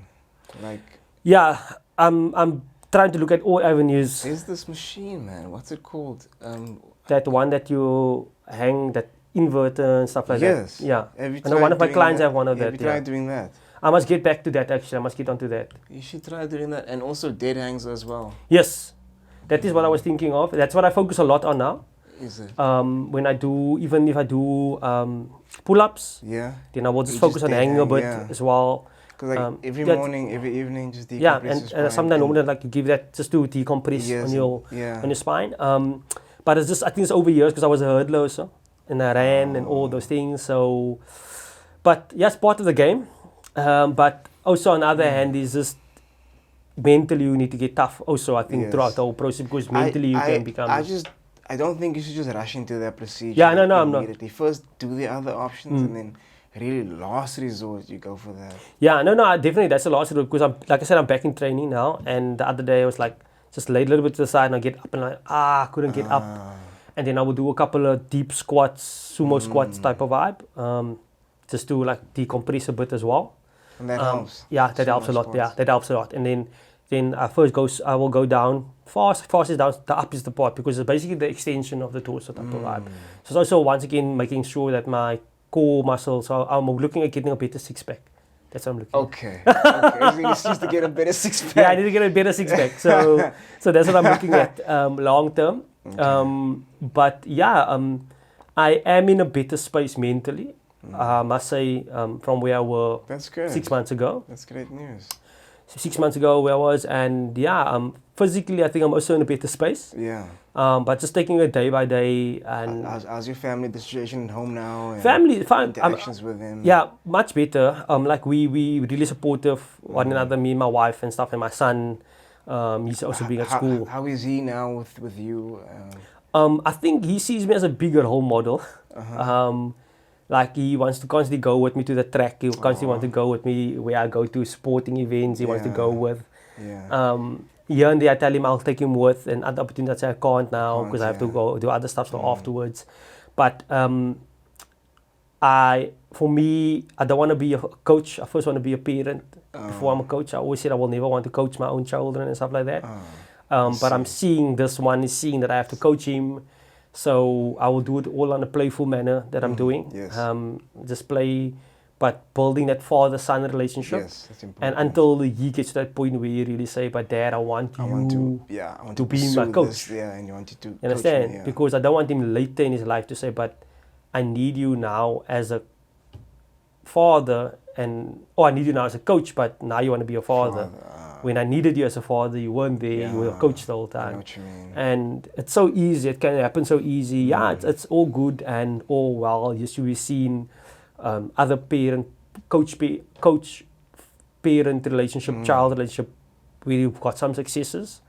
And then there's Venus Williams. yeah, and then you see other cases where it's went miserably Yes. wrong. You understand? Yes. So it's all about the Yeah, I approach. know. I don't know. Did you watch that? What King Wall? Of course I did. What the King? What King? King Richard. King Richard. King King Richard. Richard. No, that's a good one. I watched it. It's a really good movie.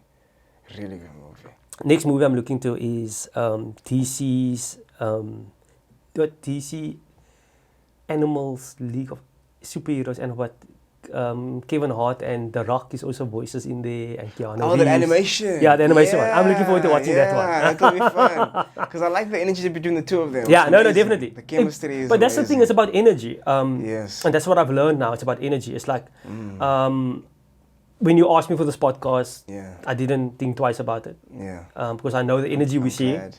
That is the whole thing. Yeah. And I think a lot of people must be conscious about the energy, how to see the energy, what to see the energy. Absolutely. Is it energy that's going to fuel whatever it is you doing or want to do?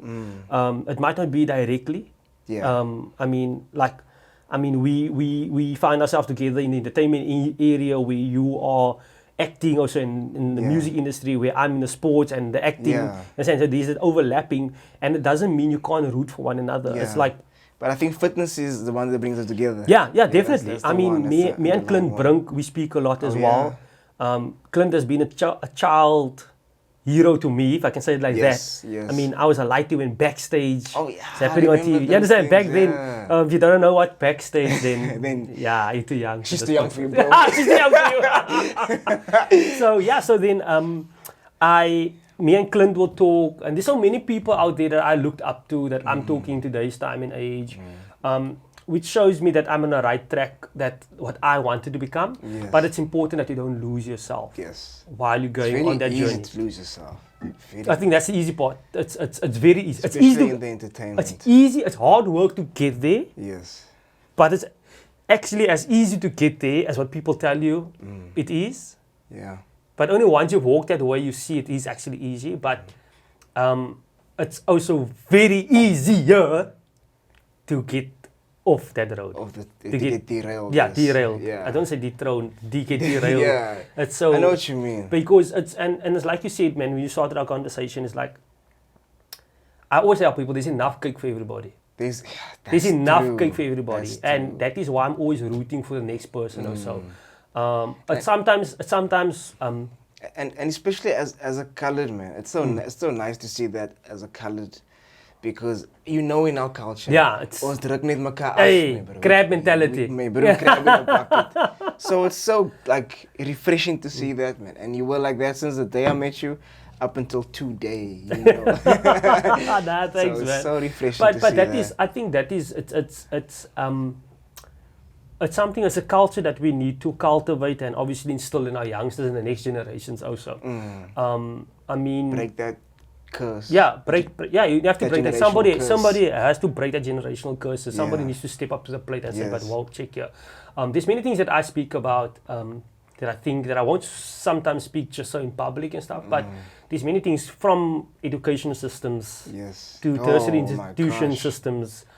There's many things here, so we can talk about it, but what are we actively doing to try to bring a change about it? Yes, we might not bring the change that is necessarily going to be, but we Yeah. might inspire that person that's going to bring that change. Yes. You understand? And that is why it needs to constantly... Like you don't know how who's watching, how many is watching. Exactly. I mean, you don't know what your words or your actions. It's like for me in have an coaching, impact it's on like somebody else. yeah, like in coaching is like I see coaching so different. It's like normally back in the day people ask you, "But aren't you a coach?" And then I'm like, "No, I'm a life skills development officer." Yeah. You understand? Yeah, it's more than just. It's a more than coach. just a coach because Exactly. everybody can call themselves a coach. Yes. But what do you do? Do you really instill life skills? Do you better the person's life from where they were to where they're going? Can they use those skills that you instilled upon them in real life, in the other aspects of their Exactly. life? You know? And that is for me so important is that, especially like when I work with people and I'm paying you to work with them, is that you need to make sure it's either they're going to become semi-professional, they're going to become professional, or they're going to have the life skills to go in whatever direction it is that they want to go. They want to become an accountant, become a lawyer, if they're going to want to be a teacher, they want to be a street sweeper, Yeah. whatever it is they want to be. Yeah. It is that they're going to do it with the utmost best that they can do it. I mean, it's like, if you're going to sweep the street, you're going to sweep the street to the best that you can sweep that street. If it means you're going to have to pick up that paper, you're going to pick up that paper with the best that you can and throw it in the bin. Not with like, yes. Yeah. You understand? Because that is how you're going to go out. That is type of energy you're going to go out through life the whole time. It's like they say, the way you do one thing is the way you do all things. Exactly. So it's like, if you see, like, if you're in the gym and you can see somebody training hard, like, putting all that effort, Yes. the diet, the discipline, the showing up twice a day. Are they putting the same dedication in becoming a father or a husband or a wife or you know, in their careers? All those things. It's like it translates to everything. And you know the funny part is, like I'm gonna take it back to the gym. So if you're in the gym and you see this person, you know the guy's big and he's lean, he's ripped, and because you know how guys are in the gym, and now you see this guy is he's doing 50 kg bench pressing. Yeah. Now it's like, oh, he's so big. Why are you doing 50 kgs? Because 50 kgs is the best probably that he can do that day today. We don't know what he did that though. You don't know what the other day he did. You don't know what his rest influence. You know what his eating was. Because that's what I do. When I go to gym, I feel this is the max I can go. I'm gonna go as max as what I can. I don't wanna go for max reps. I'm not gonna worry about the weight. Or I'm gonna go for the weight today. I'm gonna do ba ba. Then I'm done. I'm gonna go because I know this is the best I'm feeling at today.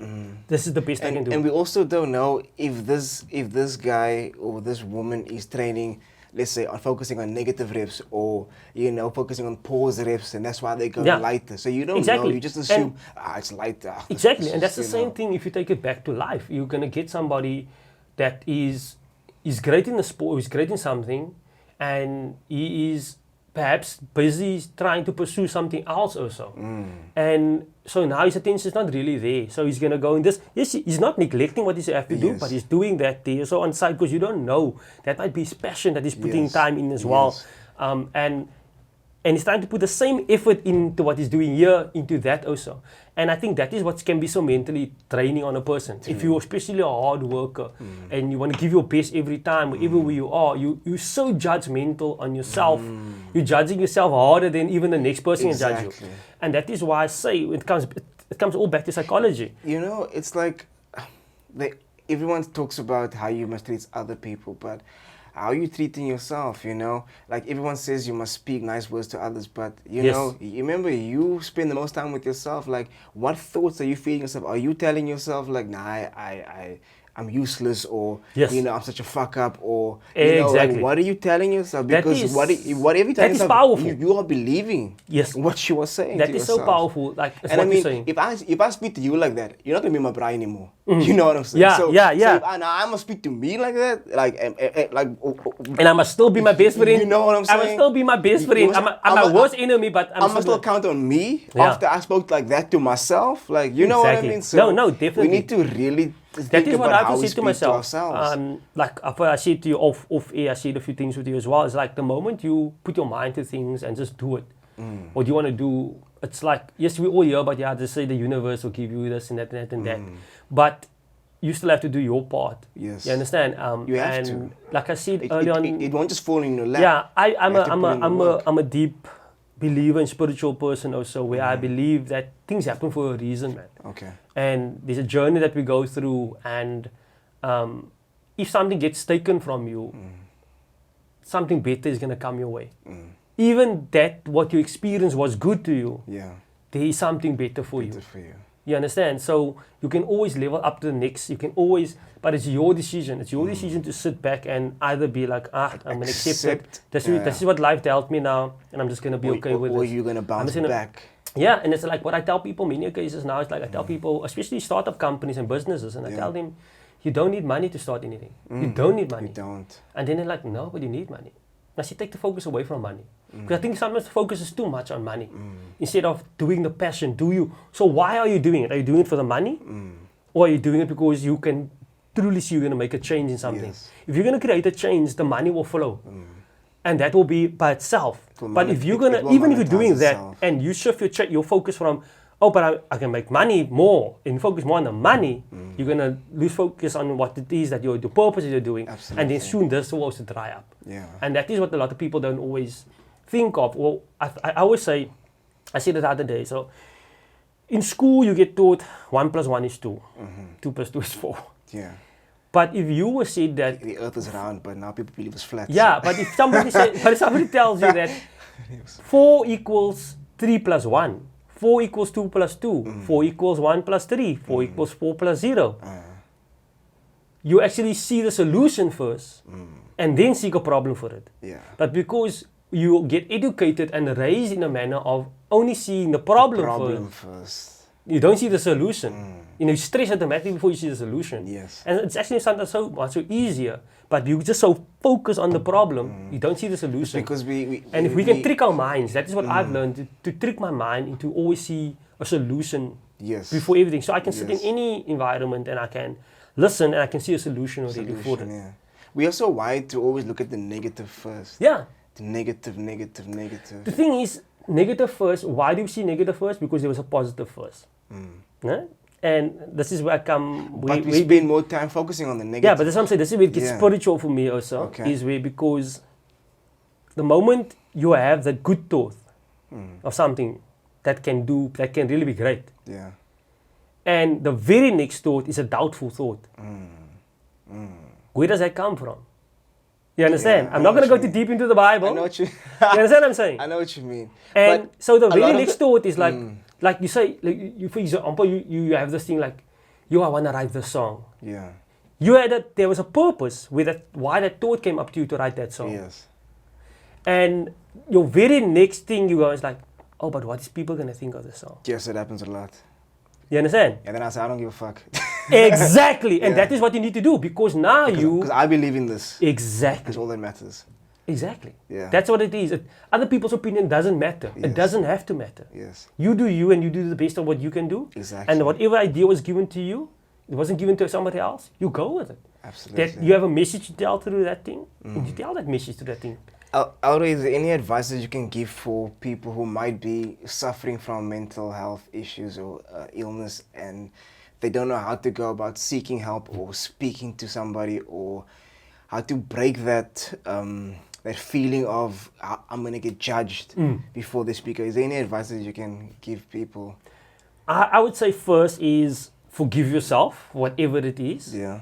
and then try to speak to somebody that you know you can trust, man. Okay. And in this case, I sometimes talk about when you speak to somebody that trust, it doesn't mean that person has to speak back. Just listen. Just an ear to listen. Just an ear to listen. I mean, this is even for somebody that's listening to somebody as well. I had people inboxing me talking about their husbands and saying this is why my husband drinks and stuff like that. I said, you might have a problem, but you play a big role. Yes. It's what you say to him and how you say it to him. And then I would say also he plays a big role. He needs to admit that he needs help. You understand? So if you're feeling you're alone, if you're feeling you are worthless, if you're feeling you don't matter, because that is normally the first signs. If you're feeling any signs of thinking of I don't belong here, that is the red lights going off already. Yeah. That's the sirens that's going off already. And try to speak to somebody. I want to say like almost with the interest that you had in the gym of what can I do? You understand? Try to reach out and ask. Like I said, I have people on social media that has been reaching out to me. I don't know the people, and I will respond back because there might not be somebody else that they can talk to. They might feel like, I can speak to this because person. He put himself out there, he was vulnerable. I had people from our queer community also that will speak to me, that will talk about because they never told their parents how they go about, and they don't know how to go about. And at the end of the day, it is that as long as you are happy. Yes. For me, it's as long as you are happy. For me, it is that I don't care if you into a guy or the girl is into a girl. It's not about that. That is not our place to judge. And I know that's a community, and I speak to many of these people in this community. It's that sometimes they feel on their judgment as well. And yes, people say they don't judge, but sometimes they subtle do judge still. Some people say they're not racist, but they are racist. You understand what I'm saying? My man. You understand what I'm saying? Yeah. And that's what I'm saying. It's like, I always talk about cultural diversity. And I think it's also about I'm trying to look for the right word. Obviously, a cultural diversity actually sums up all of it. Because a culture is what different people believe and do and how they go about the things. Yes. So if you understand, you don't have to, I want to say, to believe in that culture, but you can just understand. Yes. What if you were that person, or going through the same thing that person is feeling? Because that person is feeling They're alone if you can't talk to someone. You feeling you can't talk to someone. You feeling alone. It's the same thing. Yes. Psychologically, it's the same thing. The cause might be different. Different, yes. The reason why you ended there might be different. But the way you deal with it can be dealt in the same way. Yes. One thing I can definitely say is the short way out is not, suicide is not a way out. Nothing against anybody that ever committed suicide. But suicide is not a way out. I mean, I've been there many times. I'm fighting it towards it many times as well. But that is not the way out. Find something you love doing. Find something that you feel you can create a change with. Find something, even if it's, if it means playing games, if you're collecting cards, whatever makes you happy. Do that. But seek help as well. And seek help. Seek help. For me, I still see my psychologist. If you need somebody, if you can't, I say so, like, I have people that's top international, that play sport international, that represented our country. It's not by the means to go and seek medical professional help. And then we will just have a chat. They come, it's just a video call. We just have a video call, or they come into the office to me. We just chat. Yeah. You understand? Because that's all they need. Go. So whenever you feel you need to, like you tell me, I can just talk. Yeah. And I think people don't understand that. Is this, find somebody that you feel you can confide in, and that you know that's not going to use that as leverage against you. Yes. Because that's just the other thing as well. Yes. You need to be very careful. I've been watching a couple of stuff on social media, like the Tinder swindler. There's a bad vegan that I watched also. Oh no, I didn't buy into that shit. If I just watch it, it's basically there's people who are psychologically overpowered. There's people outplay them psychologically. Like they say, life is a game of chess and stuff like that. Yeah. This lady that have a world-renowned restaurant and wants to there's other people want to grow it globally, to be out of somebody that's a nobody, that has a gambling addiction, to marry the guy or so, where one of the top Hollywood actors wanted to get married to you. Oh wow. This guy's a nobody and nothing, and he portrayed this fake life for you, and you bought in that, you want to get into that money, and he actually swindled you out of your money. And that's what I'm saying. It's all psychology. It's all psychology, and everything we're going through on a daily basis, psychology. But I believe you need to start with yourself first. Yeah, self-care. Self-care. We spoke about it. You spoke about self-care. Yeah. Take care of yourself. Look what you're doing. Do you get up in the morning? Don't wash and just get dressed and you go. Was your stare. I think a lot of the time also because you feel like so. Before that, like what's the first thing people do when they wake up? They grab their phone. They check social media. Like why? That is something I learned also while I was in the clinic. Yeah. Because we have to book in our phones by 9 o'clock tonight. Yeah. So lights out is only by 12 by 11 o'clock. So now we have 2 hours. We're playing cards. We're interacting with people. We're talking. Understand? Or we will have a movie night together. We all sit to watch a movie. Because like an hour and a half before I go to bed, I put my phone on flight mode. Yeah. Then my phone only goes on again at 7:30, like after I wake up, after I go to the gym. Yes. When I'm ready for the world, and that's when I put my phone on. Yes, that's what I also do. That's what I also do. I still put my phone off on silent. I put it on silent. Yeah, no vibrate. Yeah. At night, just leave it there, and I put it there. That is something I learned from when I came out of the clinic. And I got so in a habit, and I forget about it. So even now in the morning, I will get up, I forget my phone. So sometimes you phone me, but sorry, I forgot my phone. Which is a good thing sometimes. Understand? I'm busy focusing on something that I want to do. And it's a business call to get their money back. But if it's a business call, if it's something like, I would say schedule a call with me. Okay, I'm available perhaps in the next hour or next 30 minutes.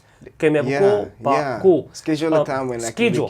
That is what it is, because this can't just random you might be busy with something hectic and you're in the moment. Yes. And now I'm just phoning you. I'm phoning you. And now I'm talking about wow. Then we're done. You lost all the passion that you were busy with what you were doing. Yeah.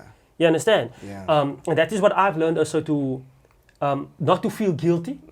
If I didn't answer a call, not to feel guilty if I didn't respond immediately to a text message as well. Exactly. Because I'm busy with something else. True. Even if something else is me just busy sitting with my laptop, working or busy researching stuff, I'm fine. I actually have a device that doesn't have a SIM card in Okay. that I will work off from as well. Yes. That I will use my Telegram on and stuff like that. That's awesome. And the other one will be on silent where people can Yes. contact me. Yeah. So That's I will perfect. just, if I want to do Yeah. something on my cell phone device, I'm busy on that one that Yes. doesn't have a SIM card in. Yeah. So I just work on that. That's good. And I think that is people need to, it comes down to, in simple terms, boundaries. Absolutely. Setting personal I can't boundaries. express that And enough. not feeling guilty, and the next person will respect you for your boundaries. True. And if they don't respect your boundaries, then it's fine. It's up to Yeah, them. it's up I to mean, them. I want to say people want to respect big celebrities' boundaries and stuff like that. Oh, I can't. They respect it. You understand? Or like people saying, I can only see you then. They're like, okay, yeah, no. They will Yeah. shove the whole world around just to fit it into there. Exactly. But they feel they have, and that's why I say everybody doesn't need to tap into you. Everybody doesn't can't- need to have access to you. Everyone doesn't deserve all of you. Yeah. You know. Exactly. You have to be selective. You have to protect yourself. I got into phases in my life where I felt like I said to like people were asking, demanding more than what my wife was demanding from me. Okay. And then I was like, Okay, I don't yeah, know you know, wife, yeah, but yeah. I know what you mean. You understand what I know I'm what you saying? mean. But I'm like, so why Yeah. must I get more? Exactly. My wife doesn't even demand that from me. Yeah. So why? Whoa. You Yeah. understand? So all those things. So for me, it is like my wife, my son, because my son is like, I mean, he's my world. I can say it like that. Yes. Like this morning, like before I came here. Yeah. So we were watching Formula 2 and stuff like that, and we were like watching, and he's now playing Formula 1 on the PlayStation. Oh, nice. And so now he comes, he's like, Dada, I'm the red car, you the blue car, and they go on, and then later on he's like, Dada, oh, you wanna go play? You wanna go play now? So I'm like, okay, there's a couple of minutes. Okay, Dada get done, Dada's already done. Okay, now he started the game already, Yeah. but now he can't drive, he can't crash. Like, Dada, you dump me, and now I'm driving. Now I'm driving, the whole lap's finished. And when the laps was finished, he's sleeping. You understand? So, but that is, it's nice moments. Nice, yeah. He was watching and sleeping, and okay, now I was playing a game which I didn't Yeah. play for a long time. Yes. And I think it's stuff that you will never be able to get back. Yeah, you won't. Time is something wrong with that. Priceless. You yeah, can't. It's, time most you won't get valuable, back. it's the most valuable resource we And that's have. why, I mean, And people take it for me, granted. I'm always proud of you when I see you traveling, and because I mean, if I spoke to a young boy yesterday, Yeah. that I had the opportunity to coach as well, and it's the first time I saw him in years. And then he said he had the opportunity going overseas now, I can go play rugby or something sevens. I said to him, go, take it. Yeah. He said, but also coach, I must think of falling or something falling back. I said, you can always study again. You always study online. Exactly. But this opportunity might not come again. never will come and again. I'll tell you, this will change your world. It will.